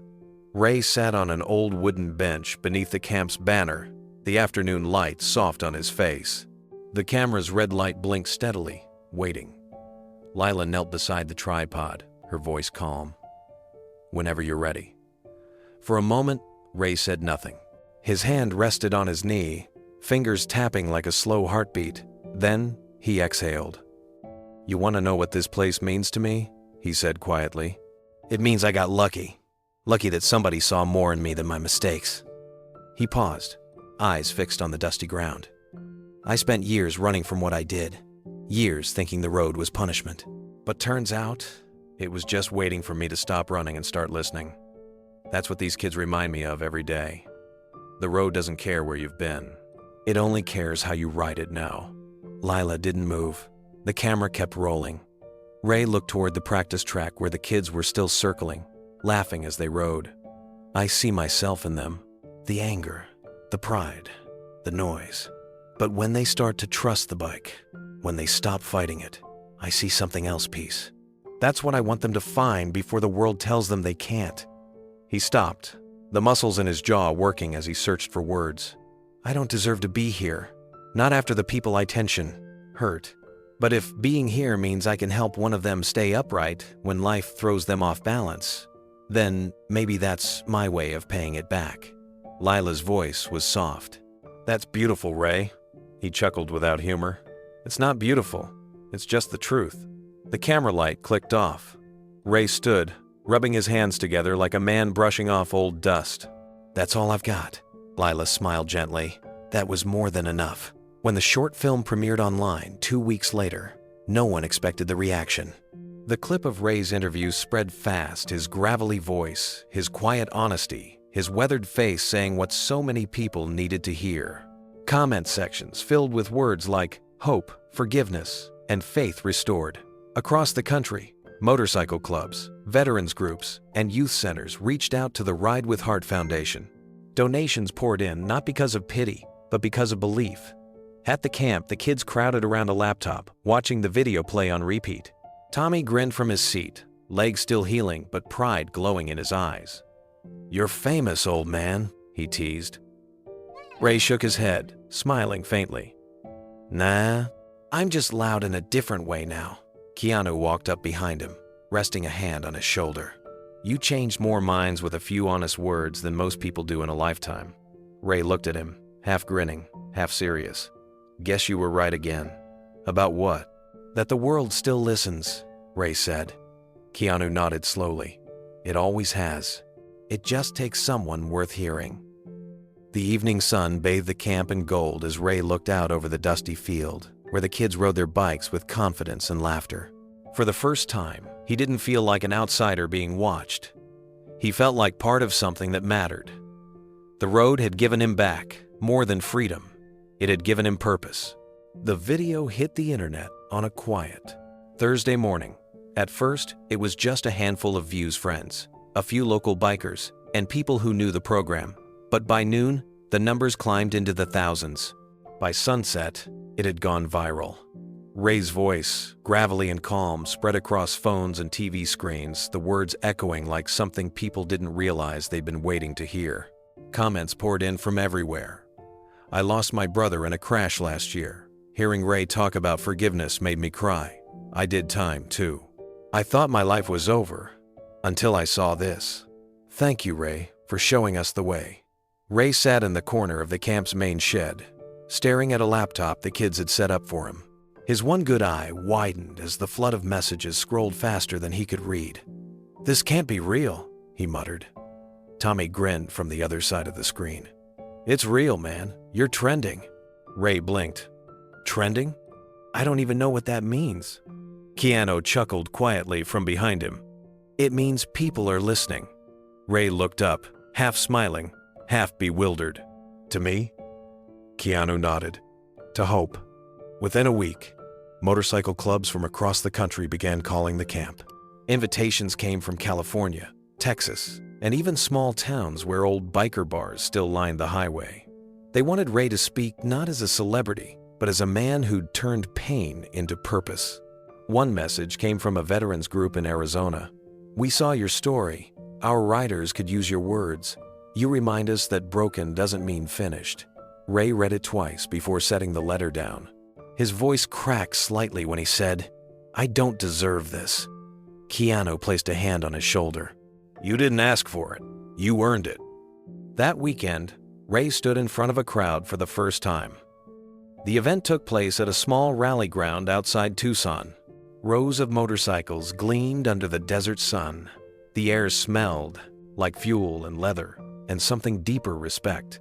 Ray stepped up to the microphone, his patched jacket swaying in the wind. The eye patch caught the light, but his voice was clear. "I used to think the road ended when I lost everything. My brother, my sight, my way. But the truth is, the road doesn't end until you stop riding. And sometimes, if you're lucky, you meet people who remind you how to get back on." The crowd was silent at first, then erupted in applause. Some men nodded, others wiped their eyes. A few younger bikers clapped Ray on the back afterward, calling him the blind rider who saw hope. The name stuck.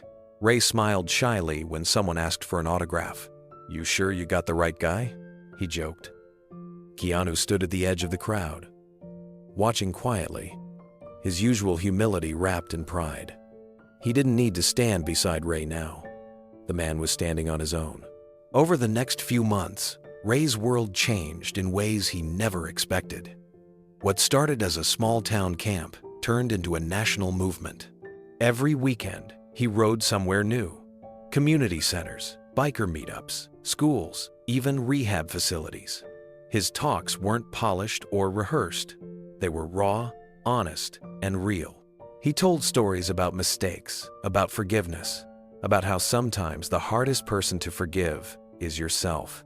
Everywhere he went, people lined up just to shake his hand. Some brought pictures of loved ones lost on the road. Others brought their kids. "You helped my son get clean," one mother told him through tears. "He watched your video and said, if that man can change, maybe I can too." Ray didn't know how to respond to praise like that.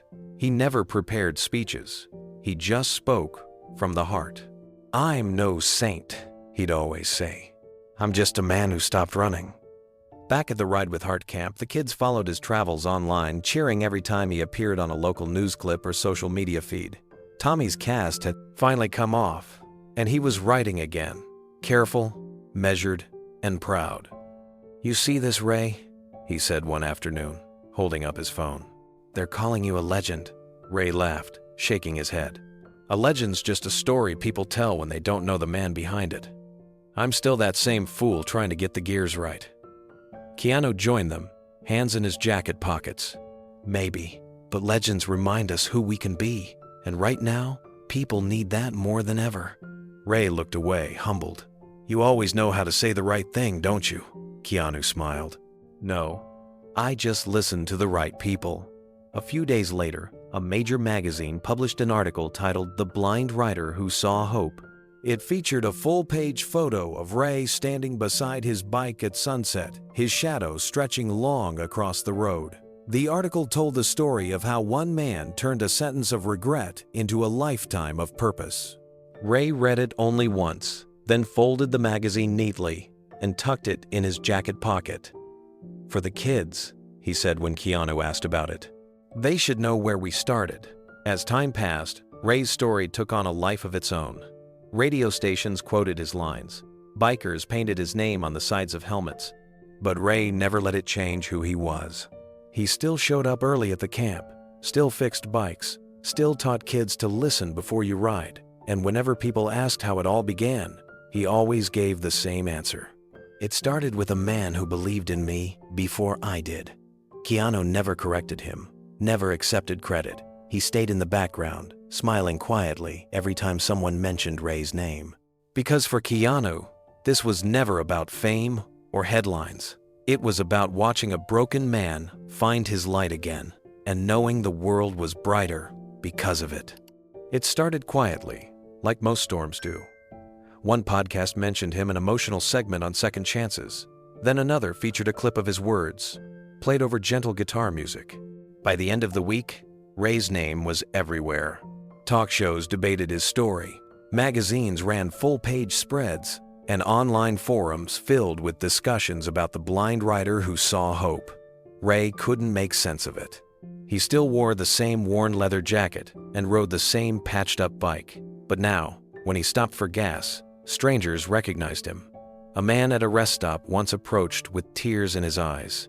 "You saved my son," he said, holding out a trembling hand. "He was drinking, going down a bad road.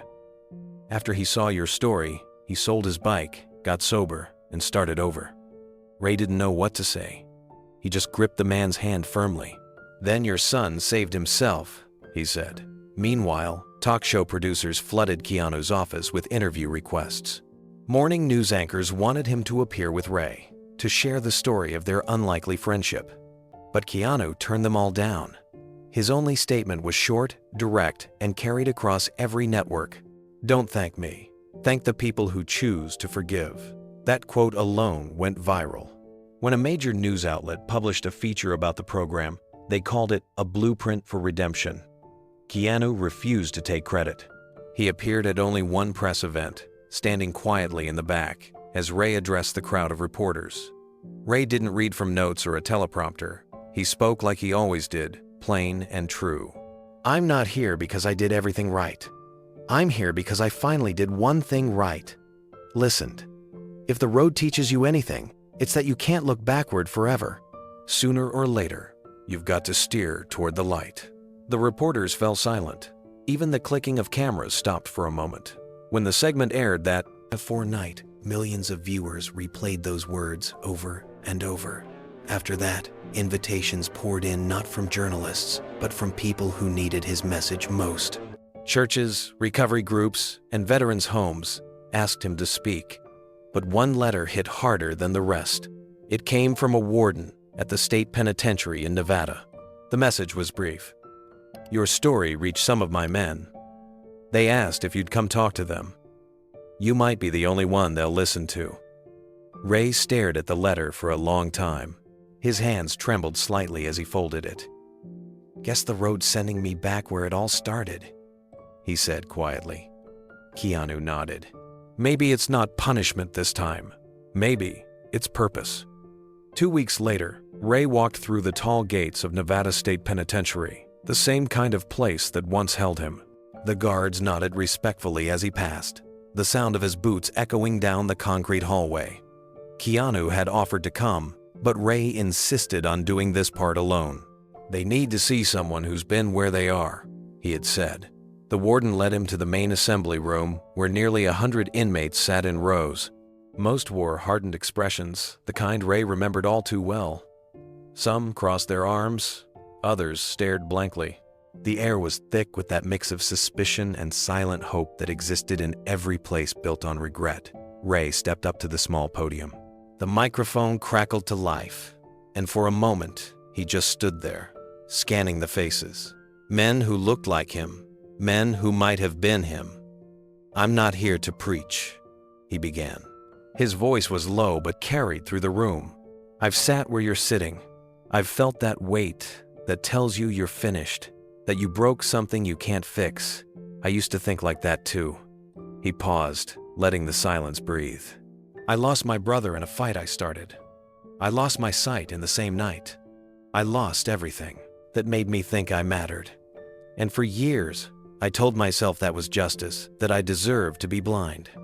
The men shifted in their seats. No one moved to interrupt. "But here's the thing," Ray continued. "You can still see light, even with one eye. You can still find purpose, even with a broken soul. The world won't always believe that, but you have to."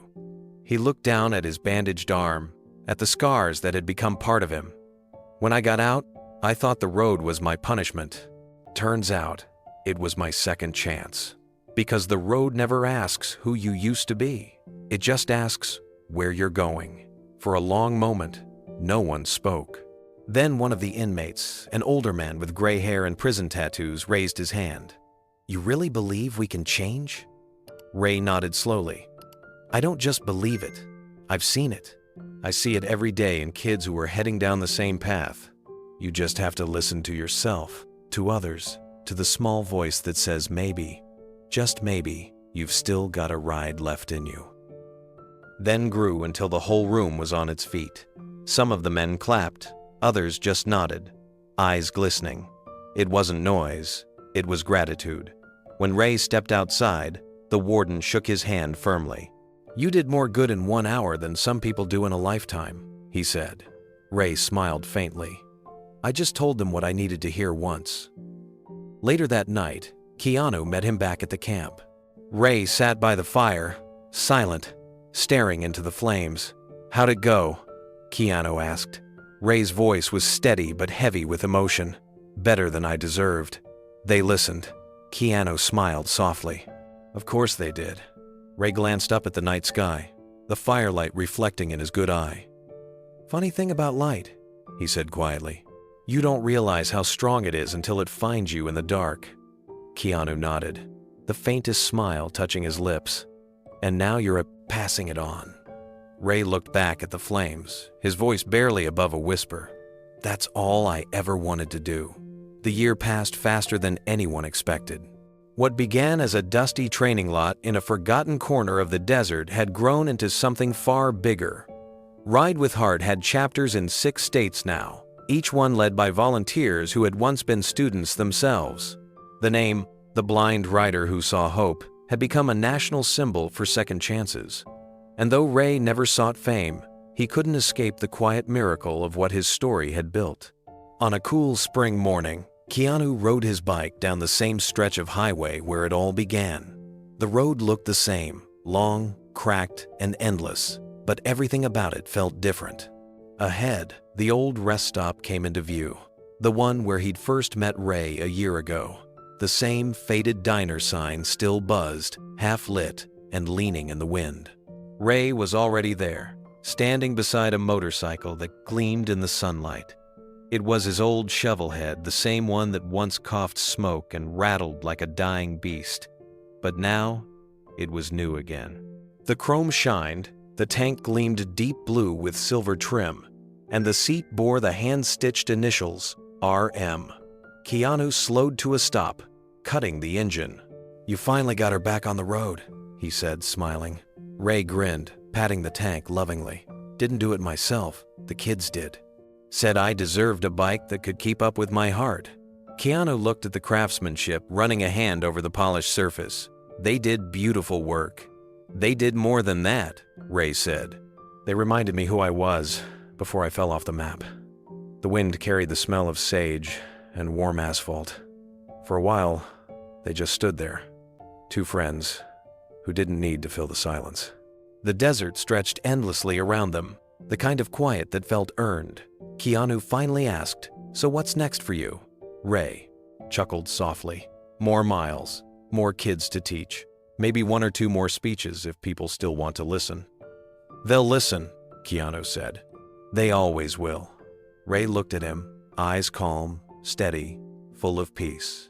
"You know, I used to think the road took everything from me, but now I see it gave me everything that matters. Freedom, redemption, and friends like you." Keanu smiled. "Guess the road knew what it was doing all along." Ray tilted his head, his grin turning nostalgic. "You ever think about how random it was, you stopping here that day?" Keanu shook his head. "Wasn't random. The road just decided we both needed the same lesson." Ray laughed, the sound rich and easy. "Can't argue with that." He turned toward the horizon, where the sun glowed orange against the ridge. "You ready for one more ride?" Keanu's smile widened. "Always." The two men rolled their bikes onto the open highway, the engines humming like old friends reunited after too long apart. The desert wind rushed past, carrying the faint scent of rain and wild sage. The sun hung low, spreading gold across the endless sky. Ray rode slightly ahead, his back straight, his movement smooth and confident. The years of doubt, the hesitation, born from guilt and half-blindness, they were gone now. He rode not to escape, but to belong. Each mile was a reminder that he had finally come full circle. Keanu followed close behind, watching with quiet pride. He had seen many lives turn around through kindness, but Ray's was different. This one had changed him too. The humility, the courage, the proof that redemption could look like a man on a bike with one good eye and a heart made whole again. It was something he'd never forget. They rode for nearly an hour before pulling off near a ridge that overlooked the valley. The same view they'd shared during their first ride together, only this time everything felt lighter. The world was still rough and imperfect, but for both men, peace had finally found its place. Ray cut his engine and swung a leg over the seat. "I could do this forever," he said. Keanu smiled. "That's the secret, you don't have to. The road never really ends, it just waits for you to come back." Ray nodded, resting a gloved hand on the tank. "You know, I never thanked you properly for believing in me when I didn't believe in myself." Keanu's voice stayed soft. "You didn't need to. You did the work. You found your way." Ray turned, his expression serious but warm. "Maybe, but I wouldn't have found it without that one moment some guy walking across a diner to help a broken man pick up a coffee cup." Keanu looked out across the desert, remembering that moment vividly, the sound of that cup hitting the floor, the quiet defeat in Ray's voice, and the decision to sit down instead of walking away. "Sometimes it's the smallest things that change everything," he said. Ray chuckled. "Yeah, And sometimes the smallest things are really the biggest. A long silence followed, filled only by the wind brushing against their jackets. Ray reached into his pocket and pulled out a small keychain. It was a silver token, engraved with 3 simple words, "Ride with Heart." He handed it to Keanu.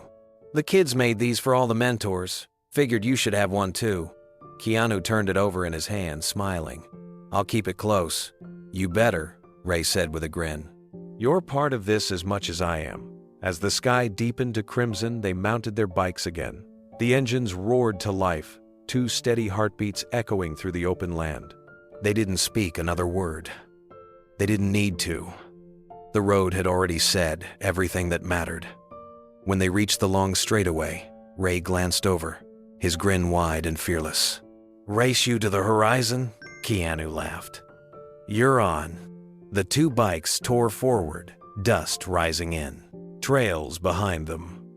The wind howled, the engines thundered, and for a brief, perfect moment, the world shrank to just 2 men, their machines, and the endless freedom stretching before them.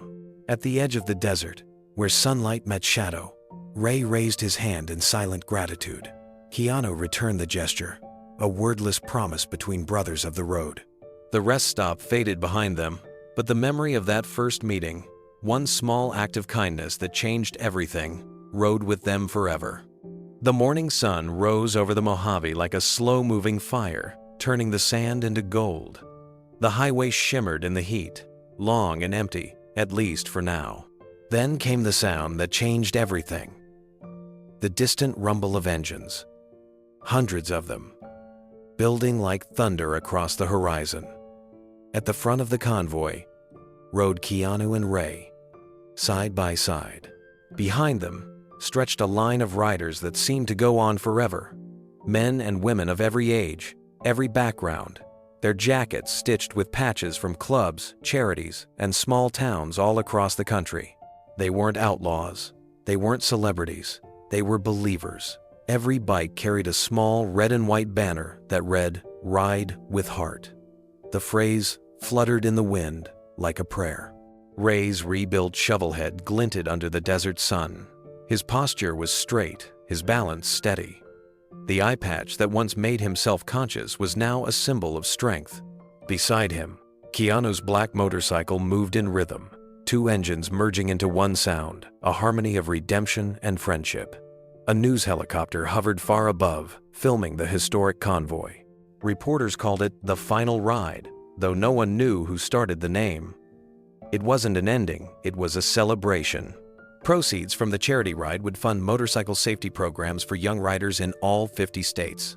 As they passed through the first checkpoint, spectators lined the roadside, waving flags and holding signs that said, "We believe in second chances." Some saluted. Some simply pressed hands to their hearts as the roar of bikes washed over them. Ray lifted one hand briefly in acknowledgement. The gesture was small, but it carried the weight of everything he had become, a man who once rode in shame, now leading a movement born from grace.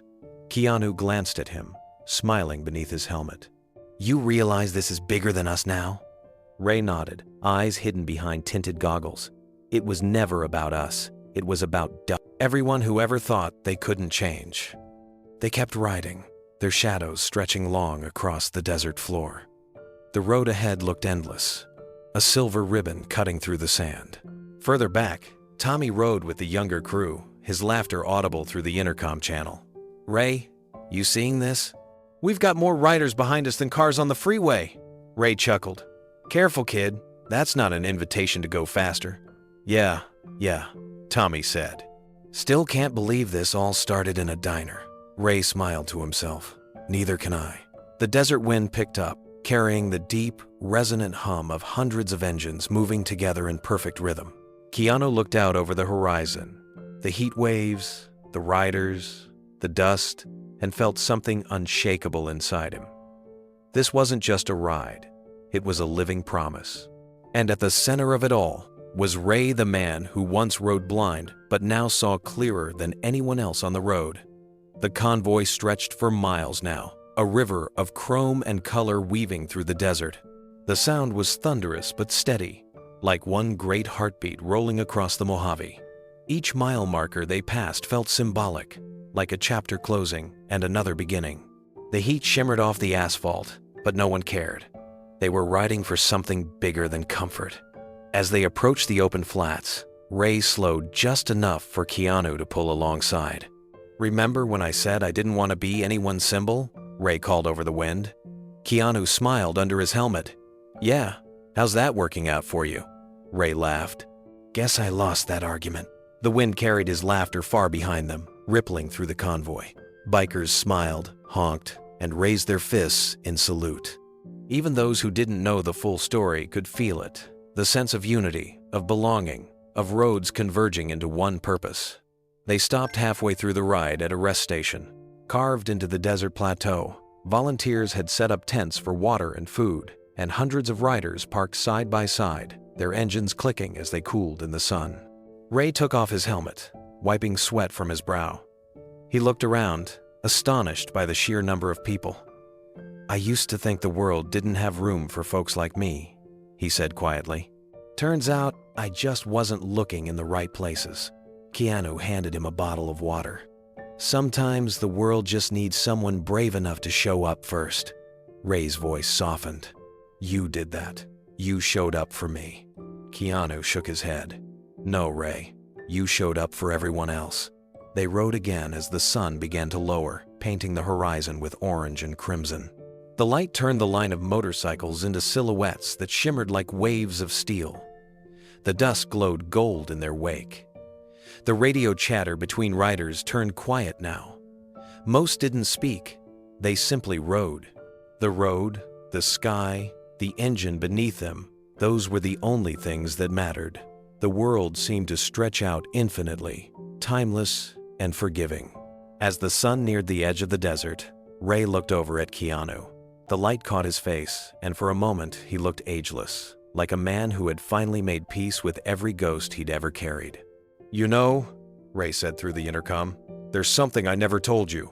Keanu glanced over. "What's that?" Ray smiled faintly. "That day we met, I wasn't planning on talking to anyone. I stopped at that diner because I was thinking about giving up, not just the road everything." The words hit Keanu like a cold gust of wind.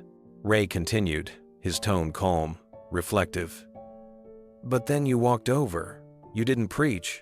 You didn't judge. You just picked up a cup with me. That's what saved me.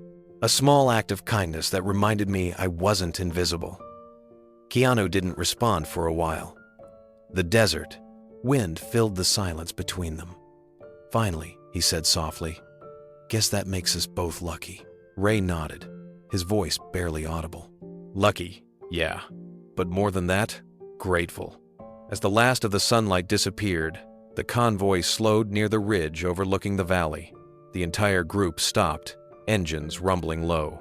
Hundreds of bikers dismounted and stood in silence, facing the sunset. Ray removed his helmet and rested it on the seat. The wind tugged at his jacket as he looked out across the glowing horizon. "You see that?" he said quietly. "That's freedom." Keanu stepped beside him, eyes fixed on the same fading light. "And redemption," he added. They didn't speak again. They didn't need to. The moment said everything: the miles, the scars, the friendship, the road that never really ended. When they finally mounted their bikes again, the engines roared as one. Together, they rode into the twilight, the banners behind them rippling in the dying sun. Ride with heart glowing like a promise written across the sky. And as Keanu glanced over one last time, he saw Ray smiling not as a man who had lost, but as a man who had truly found his way. The wind was soft now, brushing against the desert road like a quiet goodbye. The convoy had long dispersed, riders peeling away one by one toward their own towns, their own stories, their own roads. Only two figures remained on the horizon, Keanu and Ray riding side by side under the fading gold of dusk. The hum of the engines blended with the low whisper of the wind, steady and unbroken. Keanu's voice came softly, steady and reflective, carried like a thought drifting through open sky. "Sometimes," he said, "the people who've seen darkness are the ones who light the way for everyone else." The scene shifted in memory the camp. The laughter of kids learning to ride. The look on Tommy's face when he first found balance again. Those moments were no longer just Ray's story, they were a legacy. Across America, new training grounds carried the Ride with Heart name. In small towns and big cities, young riders wore patches on their jackets, each one stitched with the same emblem. A road curving into the sunrise. Keanu had seen it firsthand. In Los Angeles, a teenager who once dropped out of school now taught mechanics at a local shop. In Ohio, a father and daughter rebuilt their first bike together because of Ray's story. And in a prison yard in Texas, an inmate wrote to the foundation saying, "I started believing I could ride again, inside and out." Ray had become more than a mentor. He was a symbol that even broken paths could lead somewhere beautiful. As the miles rolled beneath their tires, Keanu looked over at Ray. His posture was calm, his expression peaceful. The man who once thought he had nothing left had given hope to thousands. He didn't talk much anymore. He didn't need to. His life spoke loud enough. Keanu's voice continued, softer now. We live in a world quick to judge, slow to forgive. But maybe what we need isn't perfection, it's compassion. Maybe the second chances we give others are what save us too. The desert stretched endlessly around them. The road shimmered, fading into the horizon, where the last of the sunlight turned the sky to fire. In that silence, everything made sense. The pain, the road, the meeting in that forgotten diner so long ago. None of it was random. It was a reminder that the smallest act of kindness can change everything. Ray reached into his jacket and pulled out the silver keychain, the one that read, "Ride with Heart." He held it up to the sunlight for just a second before tucking it back into his pocket. Keanu smiled quietly, the corners of his mouth lifting. They didn't speak. They didn't have to. The road had given them its answer.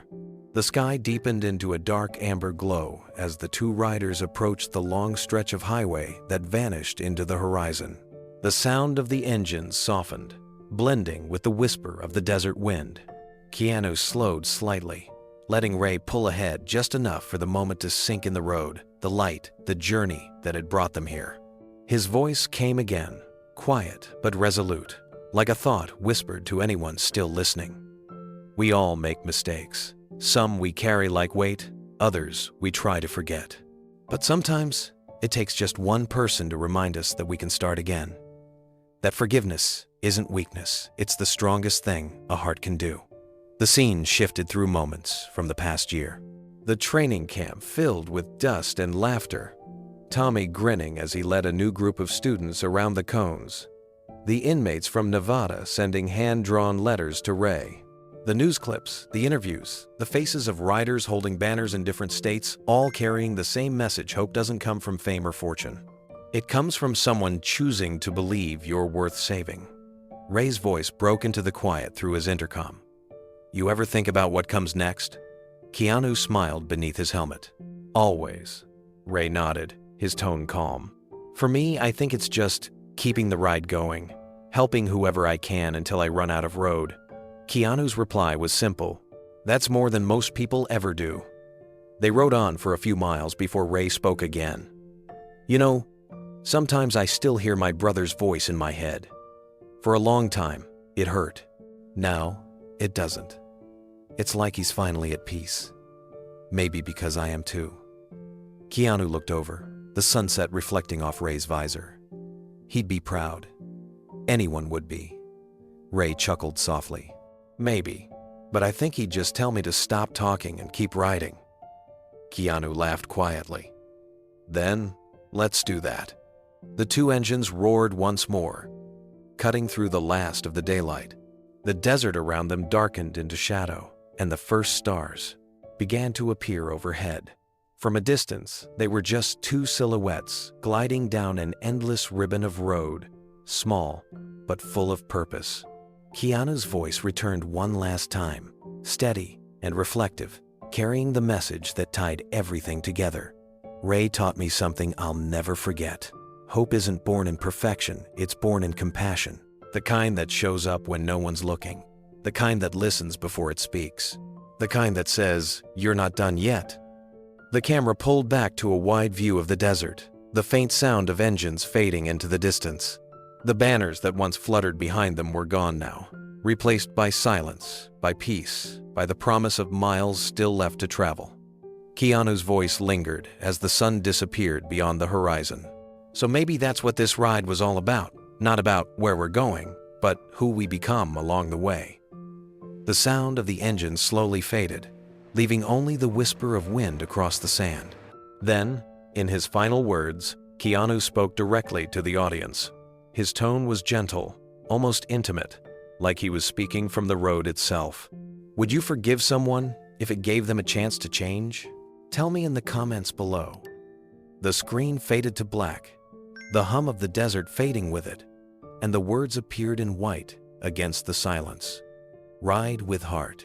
Then, one last shot, a wide, distant view of two silhouettes riding into the horizon, disappearing into the endless road that had started it all.